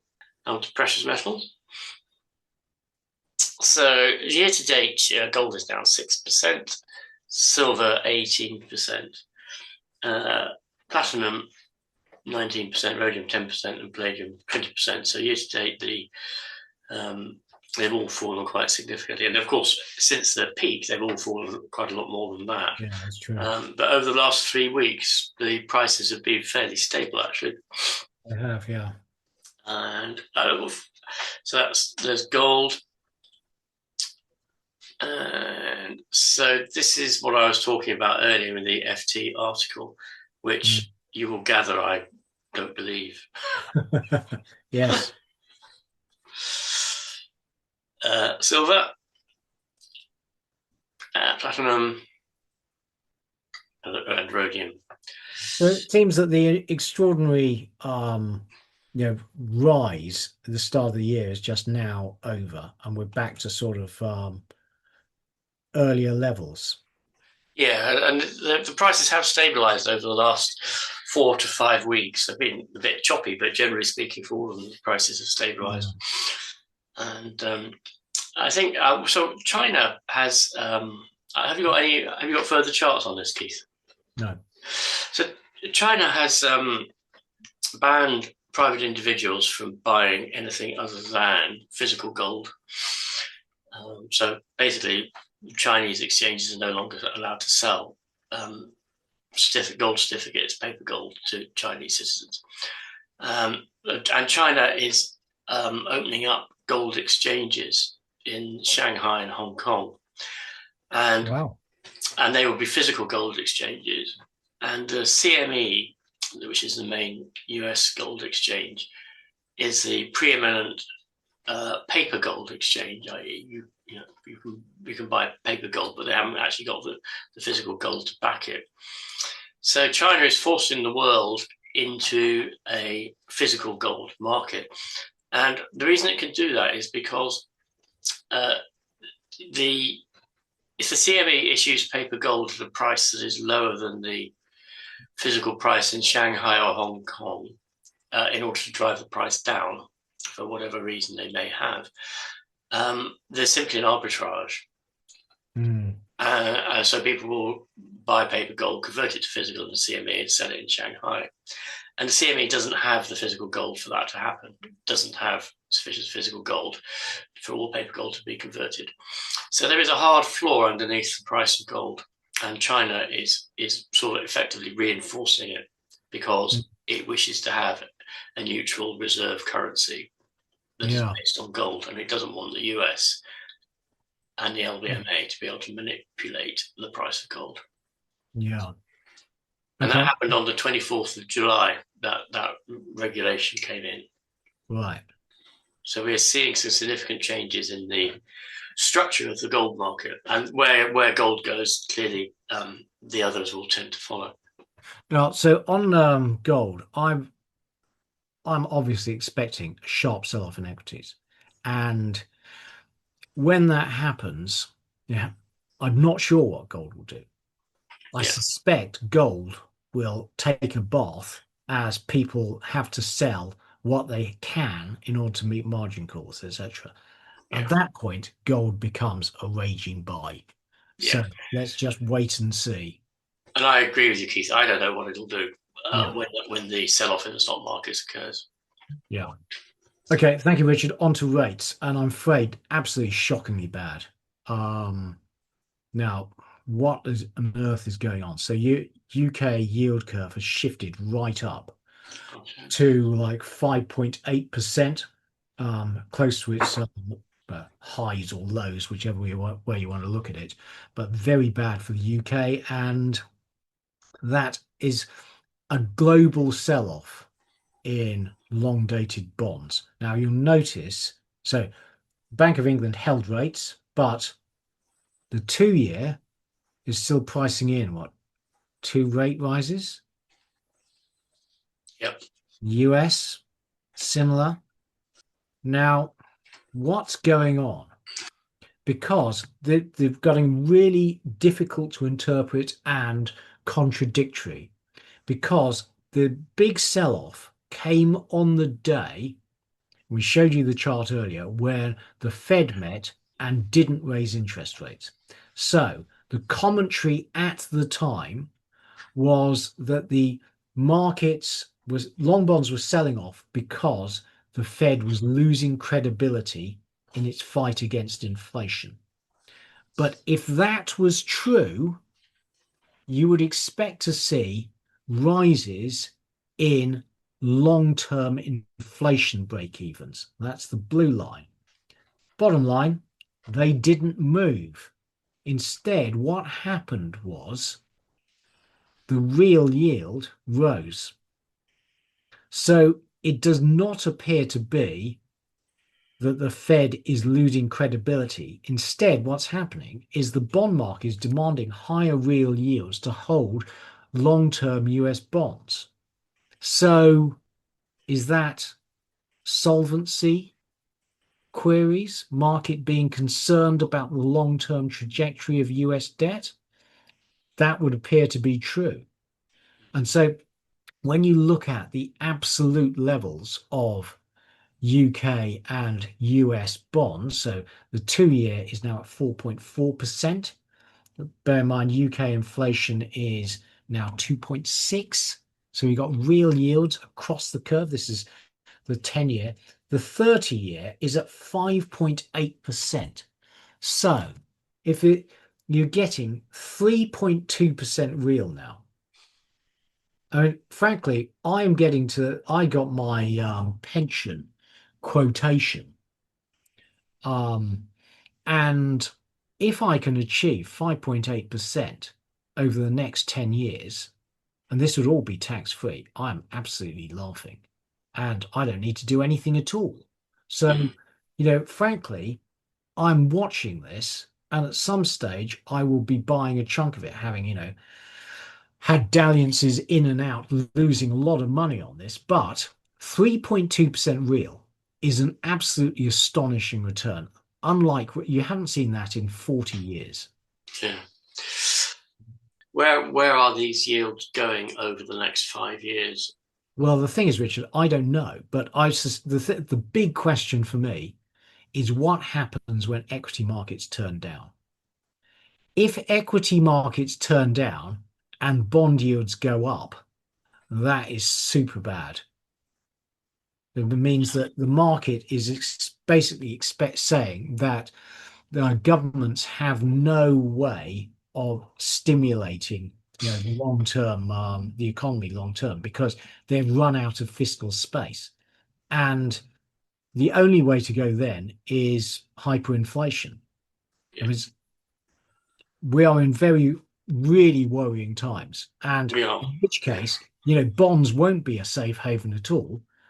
What you need to do is just buy gold and pray that governments don't crack down on gold holdings. Confiscated. Yeah. So, but 3.2% real. If inflation comes down to the 2%, towards 2%, and frankly, we're not seeing very strong inflationary pressures at the moment, Yeah. then you know very difficult to beat. This Yeah. is UK US 10-year, but that presupposes you get paid back. It does, doesn't it? Return of capital. Yeah, precisely. As opposed to return on capital. Yeah, this is the German, Italy, France, Italy, Japan has kind of stabilized. The sell-off has abated recently. Okay, on to current investment themes. So, is the bull market in equities finally peaking? I think it is. I think we're in a topping formation. Yeah.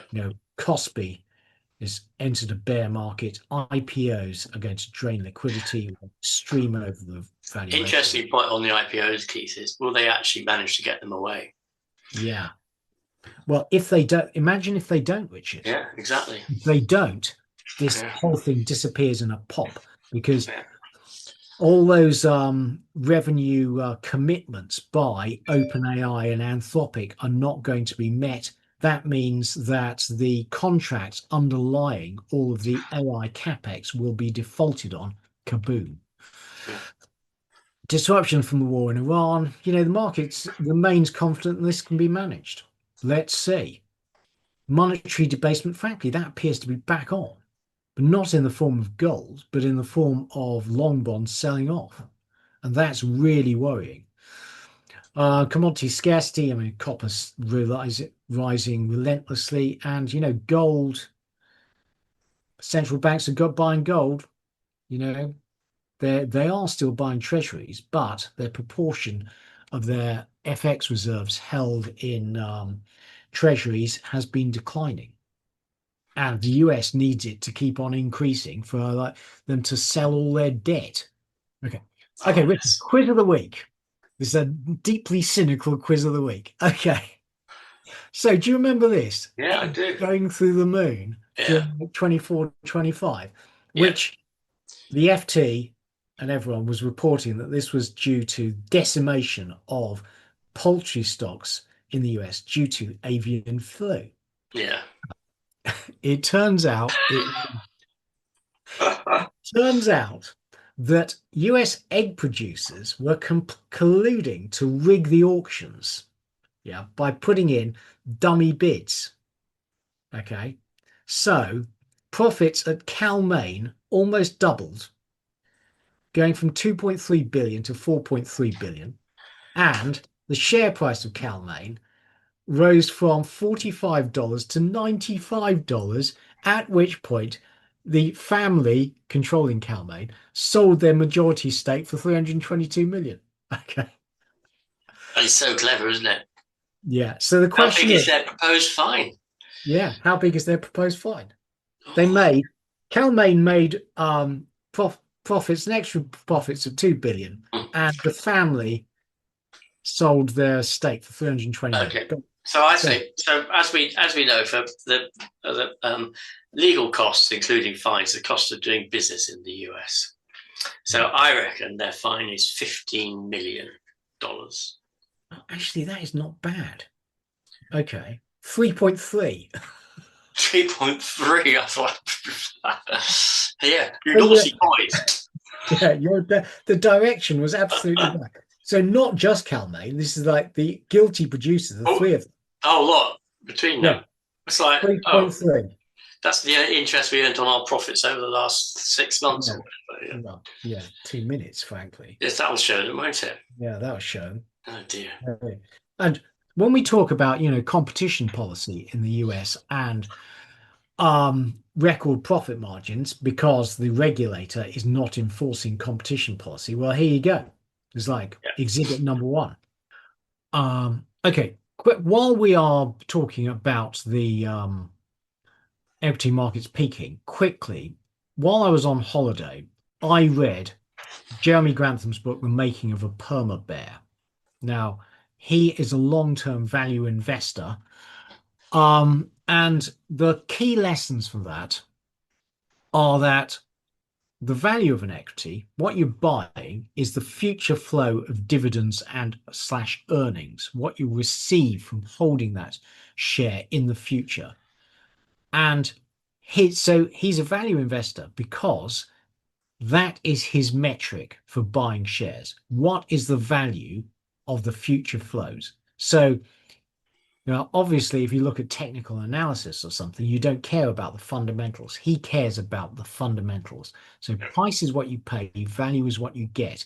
If you pay a high price, then you expect lower future returns because the cash flows, you're paying more for that set of cash flows in the future.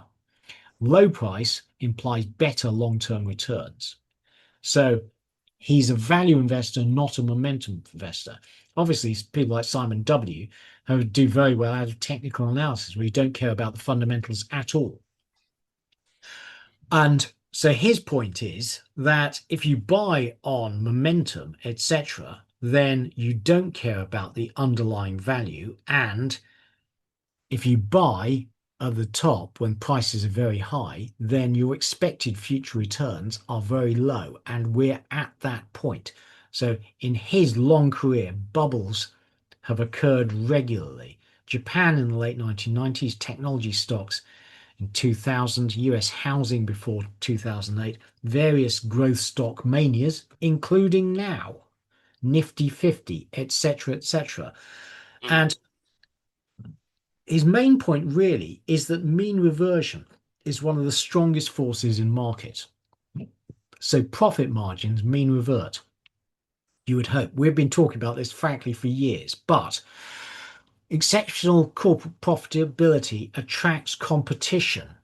Eventually, wages will rise as competitors bid for staff, etc. Competition increases, regulations changes, customers push back on your high profit margins.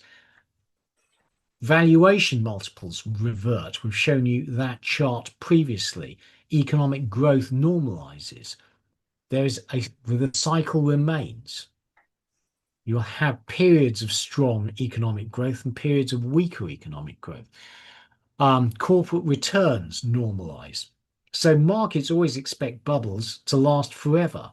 They don't. That chart we showed you previously of long-term earnings expectations is very relevant here. Human psychology never changes. It cycles. Fear is followed by greed. Greed is followed by fear. We have a recency bias. We pile in overconfidence, fear of missing out. So his advice is focus on long-term valuation rather than recent price performance. Assume today's winners will not grow forever. Very relevant. Expect valuations to revert towards historic averages. Be skeptical whenever investors say this time is different.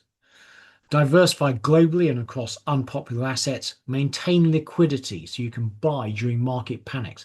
So I think we're there. Liquidity is king currently, and I've been increasing my cash and frankly short-term bond holdings.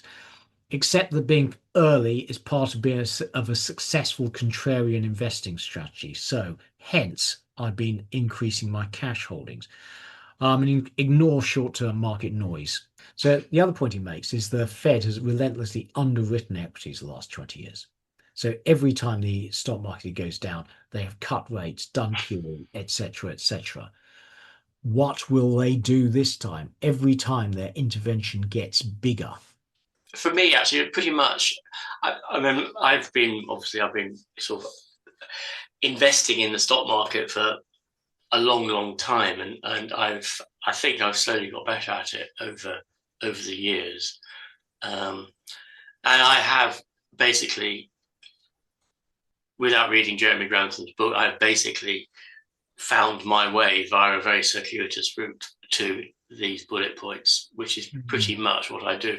What I would say is that Jeremy Grantham is clearly much more systematic and has been much more systematic than I am.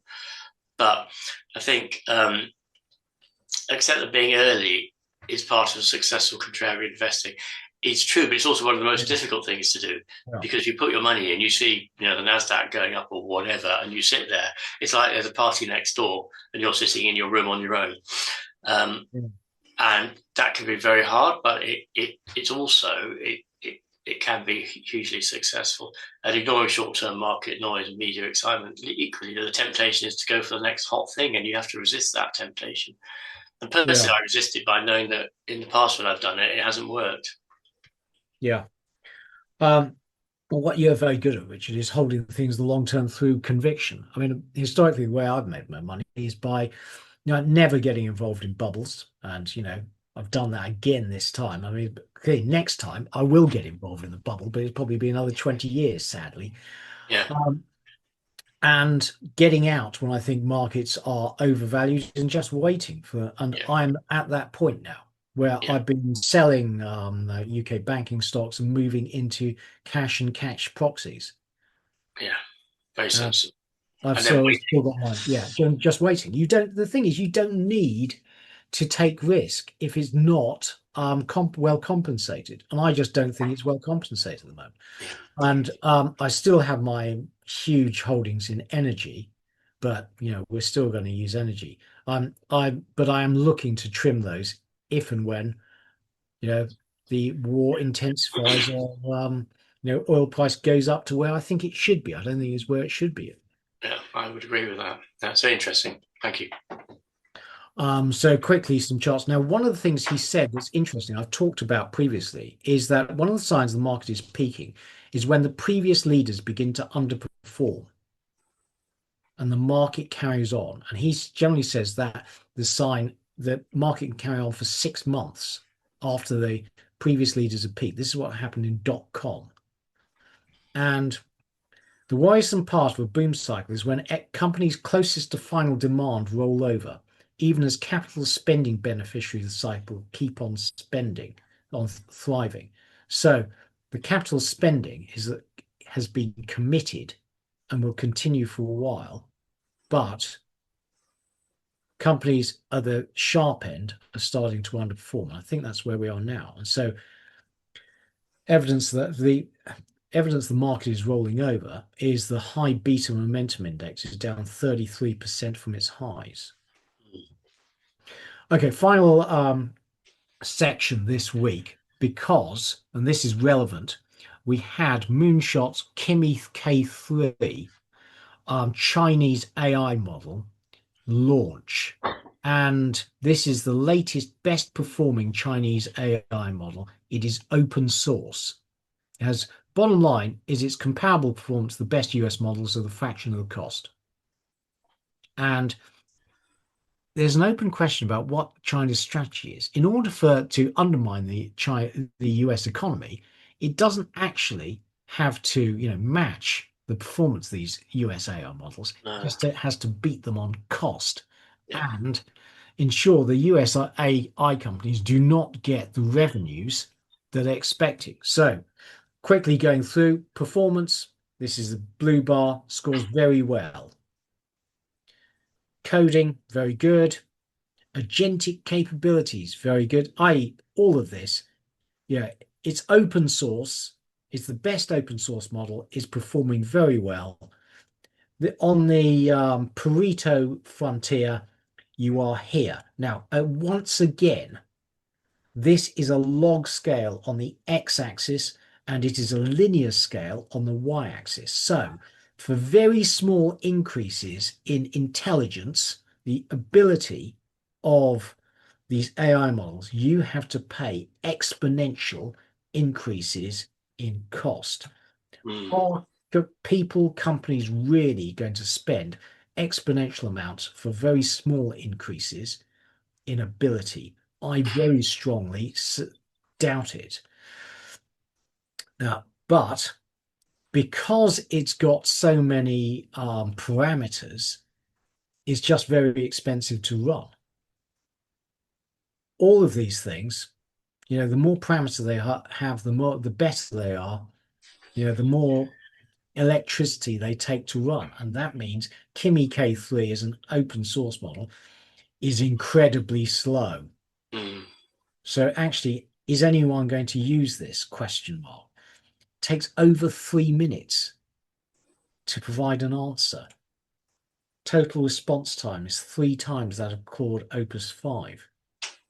So I think what you're going to see is companies using cheap models, cheap, fast models for simple tasks, and expensive, complex models for difficult ones. Now, reminder, open weight models, you don't have to pay anything if you're hosting them, frankly. You just have, you can download the weights and run it all yourself. Whereas if you have a closed source proprietary model, you have to pay the company. Mm. And the capability between the two is closing rapidly. I thought this is really interesting. This is the price of large language models, intelligence massively decreased, compared to price of a personal computer over time, both of which falling. So, is there anywhere this chart you think is anyone going to make any money out of this? Frankly, I don't think they are. I think it's going to all be free, basically, or close to free. If you need the an AI model, you're going to use the cheapest one available. I just don't really fail to see how these big AI companies are going to make enough money out of it to justify all their capex. Richard, your thoughts? I completely agree, Keith. Yeah, So, I completely agree with your analysis, Keith. I don't understand. I don't understand how they can make any profit from this. And it is already commoditized, isn't it? Google search is free. I use Claude when I use AI. I don't pay for it, yeah, and it's fine.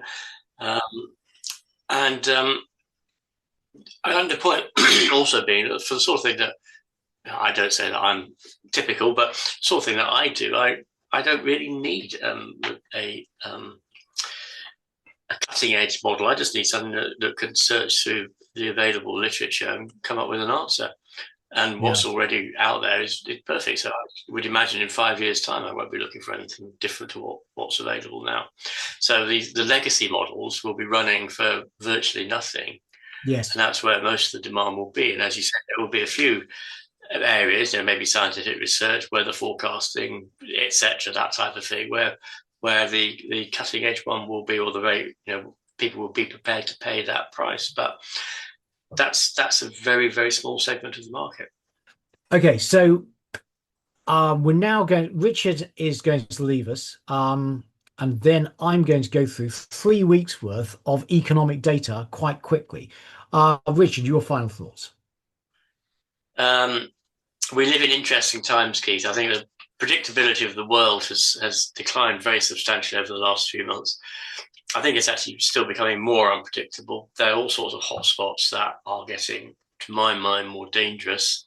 Ukraine, the Middle East, the economic situation, political instability in the US, particularly, strength of China. I think we are living in a dangerous world, a dangerous era, and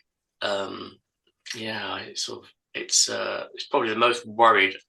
If you sort of the worry index as related to one's children, it's probably the most worried I've been for my children's future. They're adults. Yeah. That I've ever been, actually. Well, to me, the forefront of my mind is the rise in global bond yields. That's the price of money. That's the price Yeah, of borrowing long term. yeah, And it is rising relentlessly in the yeah, US. And yeah, what that's saying is the US can't run a 6% deficit forever because but the world, equities, etc., everything is priced yeah, on, the US continuing to run this yeah, deficit. yeah. And I don't know what's going to happen, but none of it's going to be good. It's all recency bias, isn't it, to coin a phrase? It's been Well, we okay in the last few years. It'll carry on being okay. so the bottom line, have been mortgaging our future for good times now, Yeah. but we're coming up for payment. At some point, it comes to an end, doesn't it? Yeah. Yeah, Salutary, Keith. yeah, And thank you very much for all your hard work in putting your presentation together. that's right. Thank you, Um, Richard. And on to economic data. So, quick summary.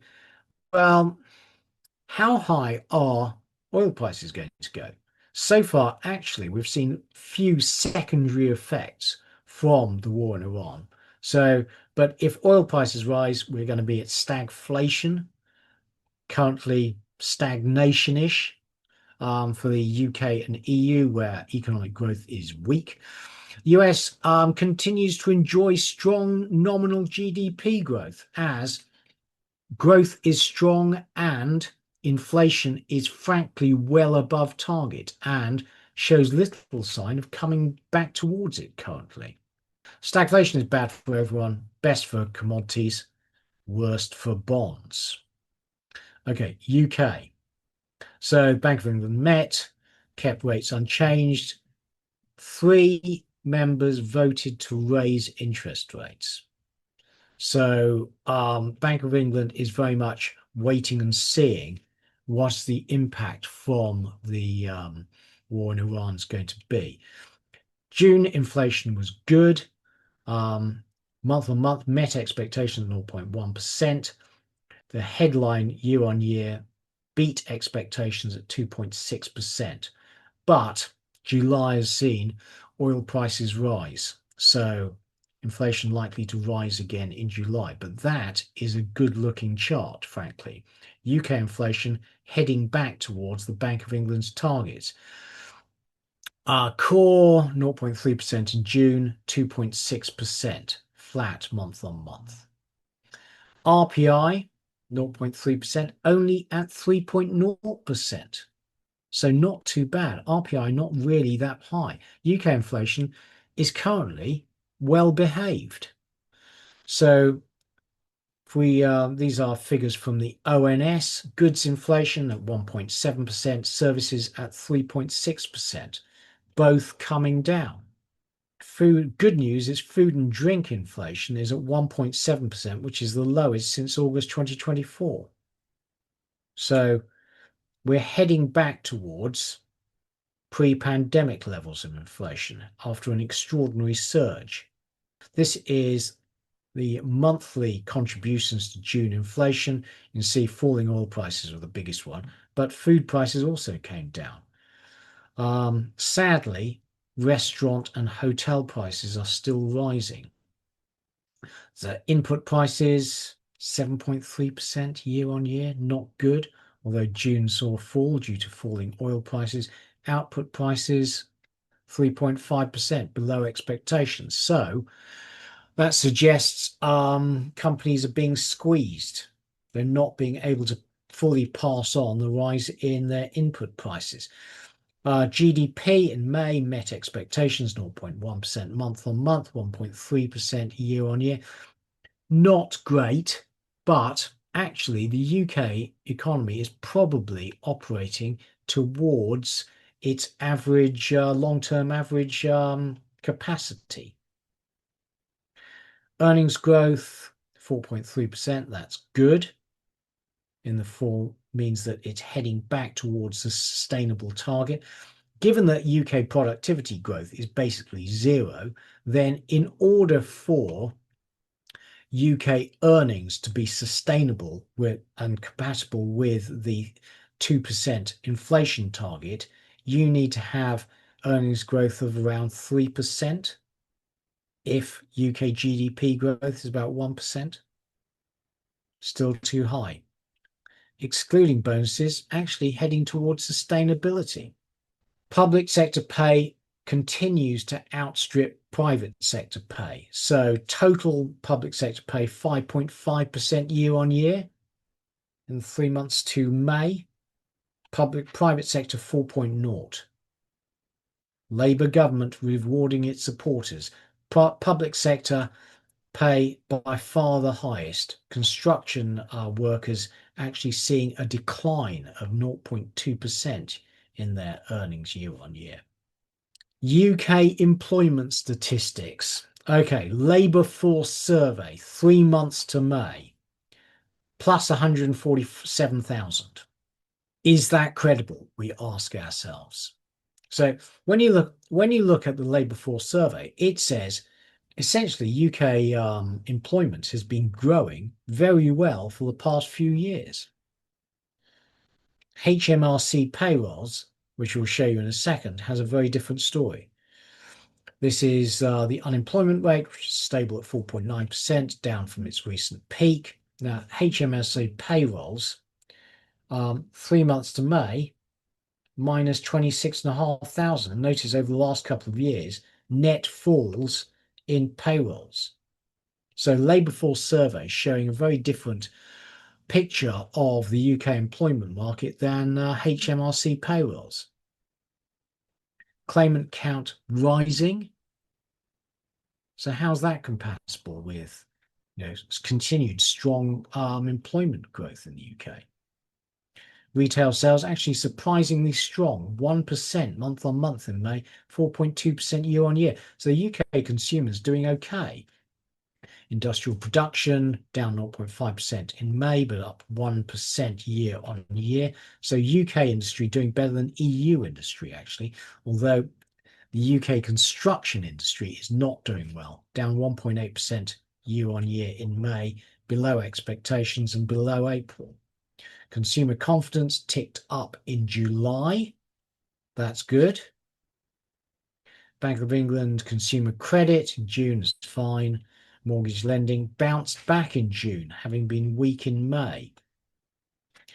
That meant net lending to individuals recovered all its losses from May in June and looks fine. Manufacturing PMI actually pretty good by British standards at 52.8, expanding. Services bounced back in expansion territory, composite back in expansion territory. So UK economy, resilient, balance of trade, actually not too bad by our low standards. And hurrah, for once, the UK public sector borrowing requirement came in better than expected at only 16 billion. See how much worse it is compared to pre-pandemic. UK finances are not under control. Indeed, job postings, difficult to say whether that's a break in a trend, but up over the past 3 weeks. Wage growth continuing to decline. That is good news for the Bank of England. So Donald Trump has been making the claim that London is he's called it Londonistan, and saying it's full of crazed Muslim terrorists, etc., and makes the bizarre claim that London is so dangerous people are stabbed in the arse. Well, London is much, much safer than any major US city. Homicides per 100,000 people, 1.1. Berlin's got 3.2. Philadelphia's 12.3, like 10 times higher. London is still a great place to live.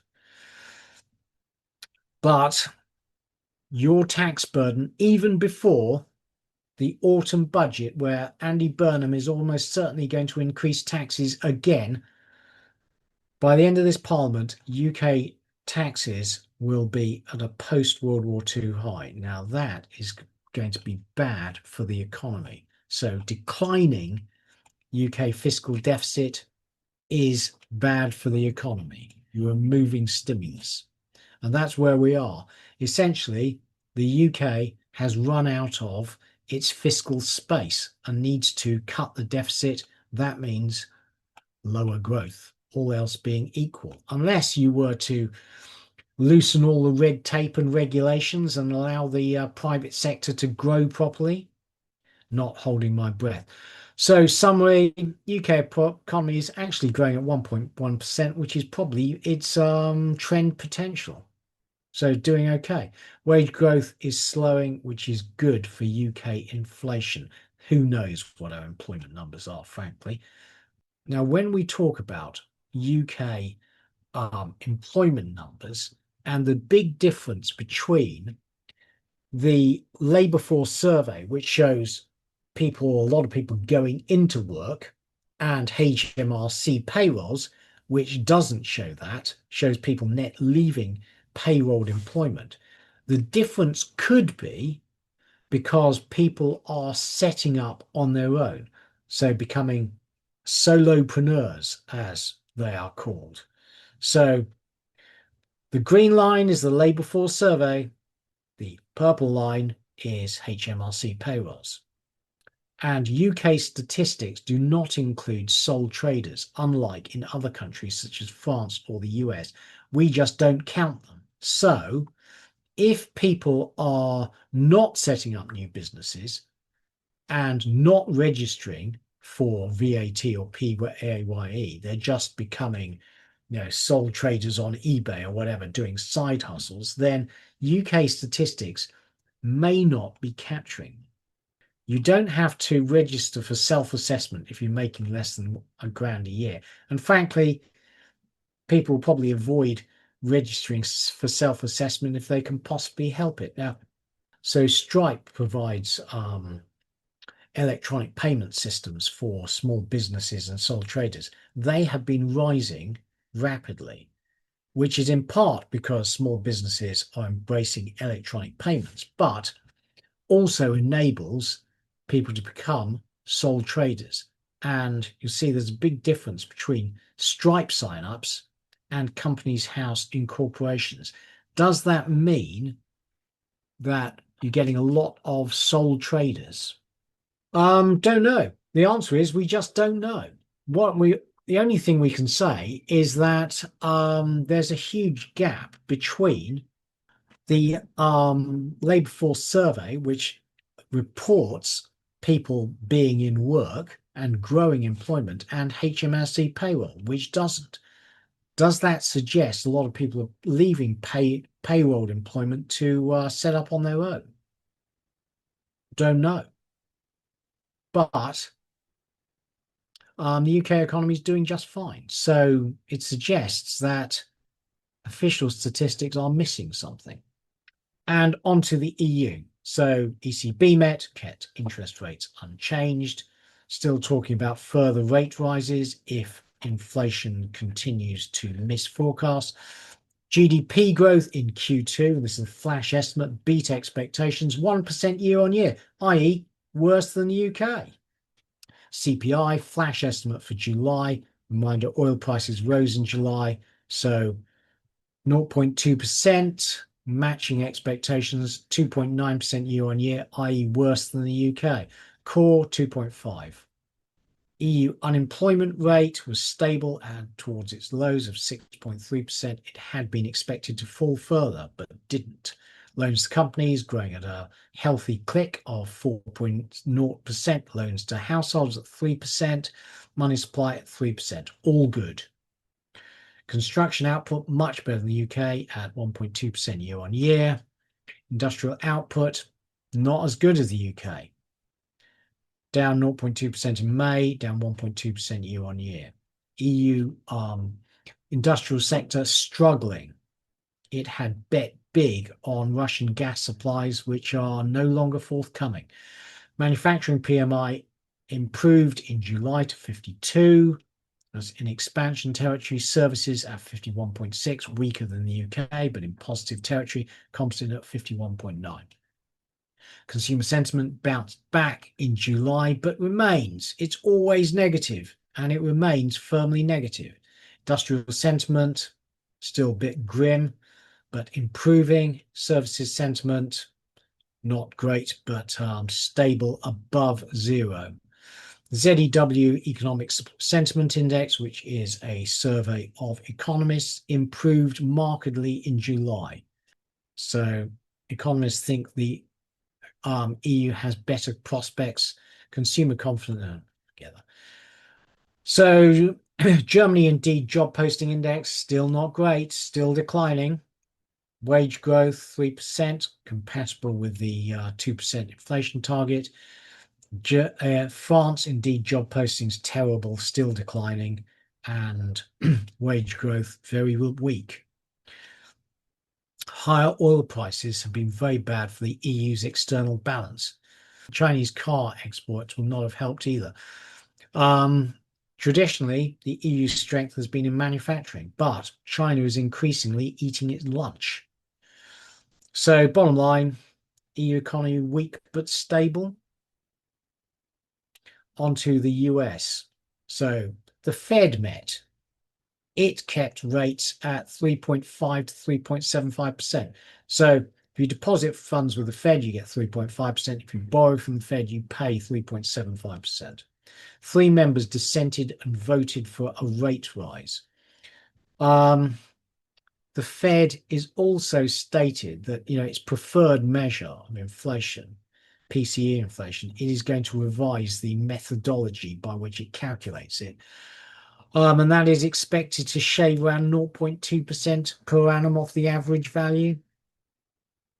Richard would say further evidence of manipulation of the statistics to stop them having to raise interest rates. Q2 GDP, 1.5% below expectations, actually substantially below expectations, but below expectations because of big imports of AI equipment primarily. So there you go. Q2 2026, much higher than expected, than average imports. And the reality is, we've talked previously about the big boost to the US economy from AI investment. Well, when you account for imports of AI hardware, the net boost is much lower, 0.4%, 0.3% after accounting for AI imports. And consumption growth has outpaced income growth over the past few years. So US consumers are dissaving. That can't last forever. There you go. Savings rate down to 2.7% towards its historic lows.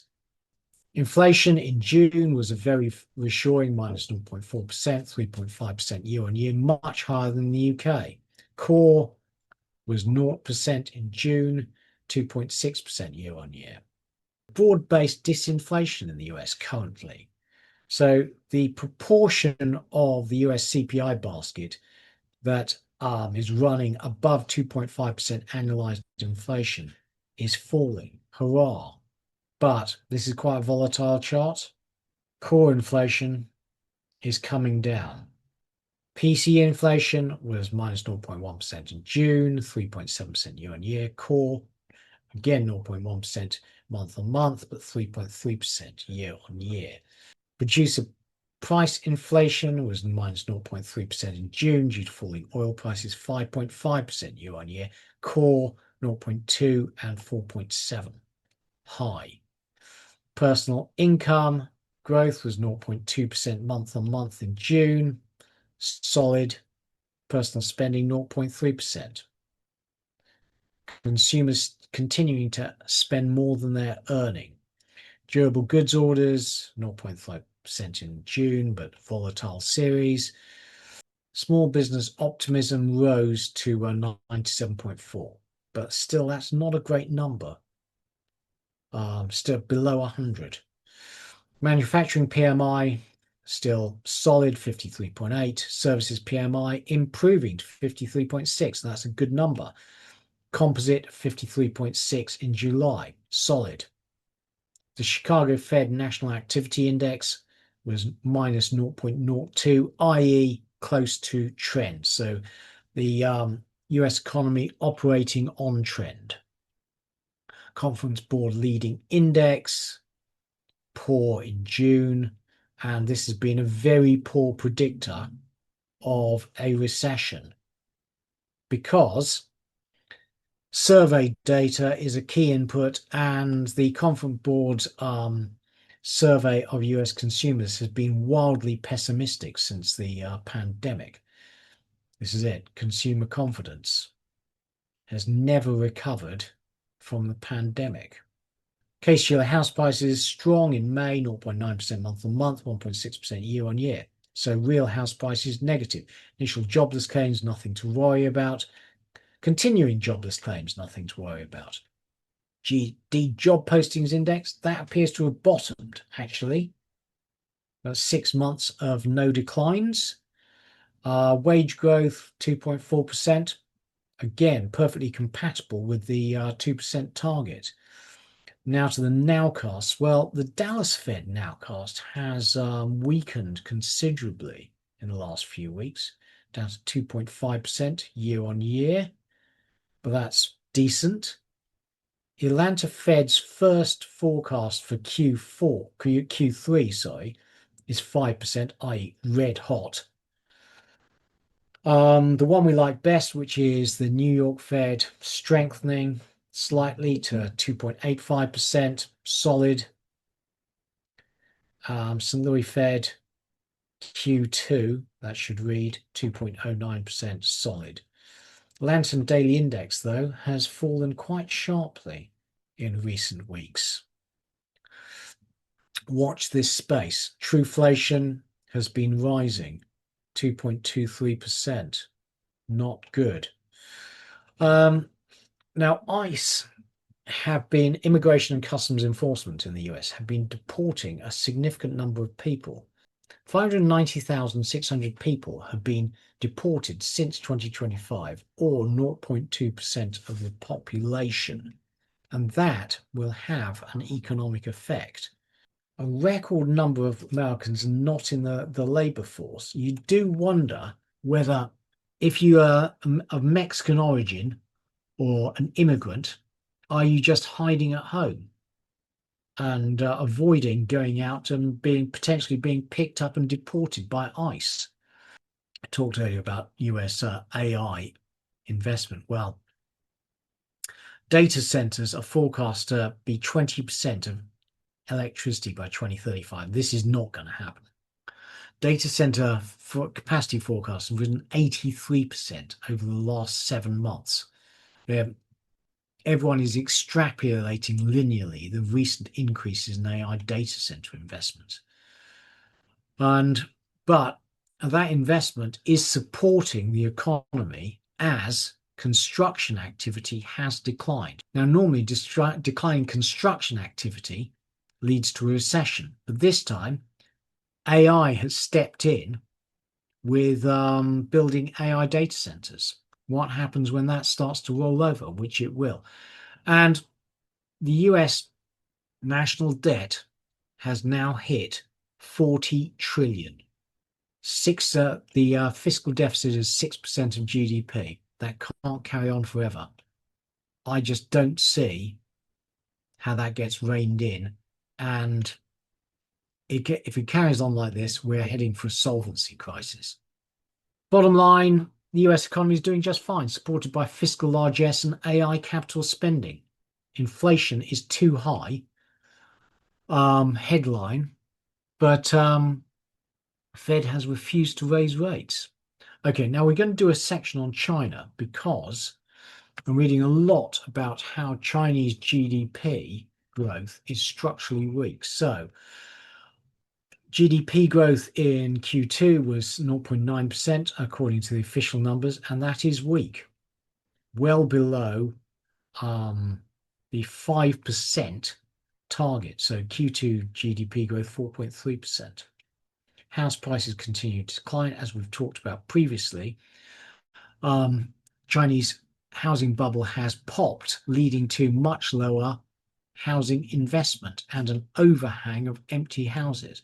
So new housing starts in June ticked up, but you'll see, look at that. Every year it's declining, and that is a structural headwind for the Chinese economy. Lower residential investment. Retail sales ticked up to 1.1% year on year in June. Chinese consumer is weak. Don't expect much help there. Industrial production 5.3%. So China is attempted to produce and export its way out of trouble. Outstanding loan growth keeps on declining. Got excess capacity, excess residential investment. Why do you need to invest? Investments keeps on falling. Fixed asset investment is negative year on year. Foreign direct investment, negative year on year. Manufacturing PMI weak at 49.2 in July. Non-manufacturing weak at 49. General weak at 49.3. Chinese economy slowing, trying to export its way out of problems. Balance of trade on that point, 125 billion in June alone. Massive trade account surplus. So bottom line is the Chinese economy is suffering from structurally weak investment and consumer consumption. Rather than rebalance the economy towards consumption, it's trying to export its way out of problems through strong industrial production and car production. China is showing all the symptoms of a balance sheet recession and weak investment. Now, onto one chart. Now, I think this is really important. So we did a section last time on Japan with Stuart Owen, and the Japanese population has been falling, but the stock of money has kept on rising. So therefore, the stock of money per capita has risen enormously over the past 50 years. You're looking at the solid blue line. Now, naively, you would think that would cause rampant inflation. But when you look at the price level, it really hasn't changed in the last 25 years, despite huge rise in the monetary stock per capita. So when I had this debate previously with Mr. C. Peckham, who a viewer of the podcast, talking about how the money supply and inflation are completely decoupled and the money multiplier is unstable, well, here you go. Rising monetary stock per capita has not led to inflation in Japan. I found that really surprising, just the level of the increase in the monetary stock per person, the fact that it does not lead to people, spending more money and bidding up prices. On to SimonW's technical analysis. So NASDAQ rolling over. He says it's been overbought and it's been unable to sustain a rising channel above the 20% compound annual growth rate line. Next support levels, 637 and then 600. So he's not saying that this is the start of a bear market, like I'm saying. What he's saying is that it's fallen down from its trend line and is not yet established a new one, I believe. S&P 500 consolidating as the market rotates out of US tech. So again, he's not saying the market's going to roll over. Technical analysis, you need the new trend line to establish itself, and that is not happening. Looking at the trend line, the S&P 500, the upward trend line still appears intact. This is Korea. There's lots of idiosyncratic stuff going on in Korea with retail investors piling into leveraged ETFs. It has fallen a long way. And Simon is saying that technical analysis has very little to say when you have these idiosyncratic markets. Don't touch anything you don't understand. I would say is going to come down further. This is Philadelphia Semiconductor Index. It's had a blow off top. It is still overextended, and Simon thinks it's got further to fall towards the 400 level. US 30-year bond yields. This is not a happy chart. The upward trend is still intact. Is the market starting to price in a solvency crisis? This is the price of money, long-term money, and that is rising.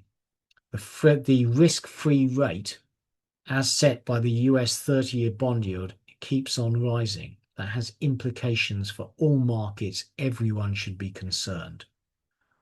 Copper remains above its long-term trend. On supply concerns in Grasberg in Indonesia and Peru and Chile, still looks strong. Thank you to SimonW for all that. And finally, on to good news. So, lots of bad news in the world. Good news is the obesity rate appears to have peaked in the US. So, this is the impact of GLP-1 drugs such as Ozempic. Amazingly, around 15% of the US population has now used a GLP-1 medication at some point in their lives. And you can see you've had a 10% drop in the obesity rate, and the diabetes rate also appears to have stabilized. I don't think you say it's come down yet. When human beings can't fix their own fallibilities, they turn to pharmaceuticals. So we can fix our problems. Think about climate change. Perhaps we have to turn to technology to help us, but we're not good at abstention. We are good at turning to technology. So, concluding comments. Well, the market thinks that the impact of the Iran war is manageable. We continue to not be sure. Iran thinks it's won, and its aim is to prolong the war until oil prices rise sufficiently to force Trump to back down. And I think that's still occurring. Essentially, Saudi Arabia has forced the US to back down over the weekend and not attack Iran. I see no reason why Iran should now want to reach a deal. Meanwhile, equity markets are showing increasing signs of topping as the previous darlings, the AI semi-conductor stocks, start to roll over. I think cash is king. And next 6 months are going to see increasing volatility. Okay, another super long episode. I'm sorry about that. So much going on in the world. Please can you press like and subscribe to the channel, etc., etc. And it's goodbye from me, Keith Jordan. Goodbye.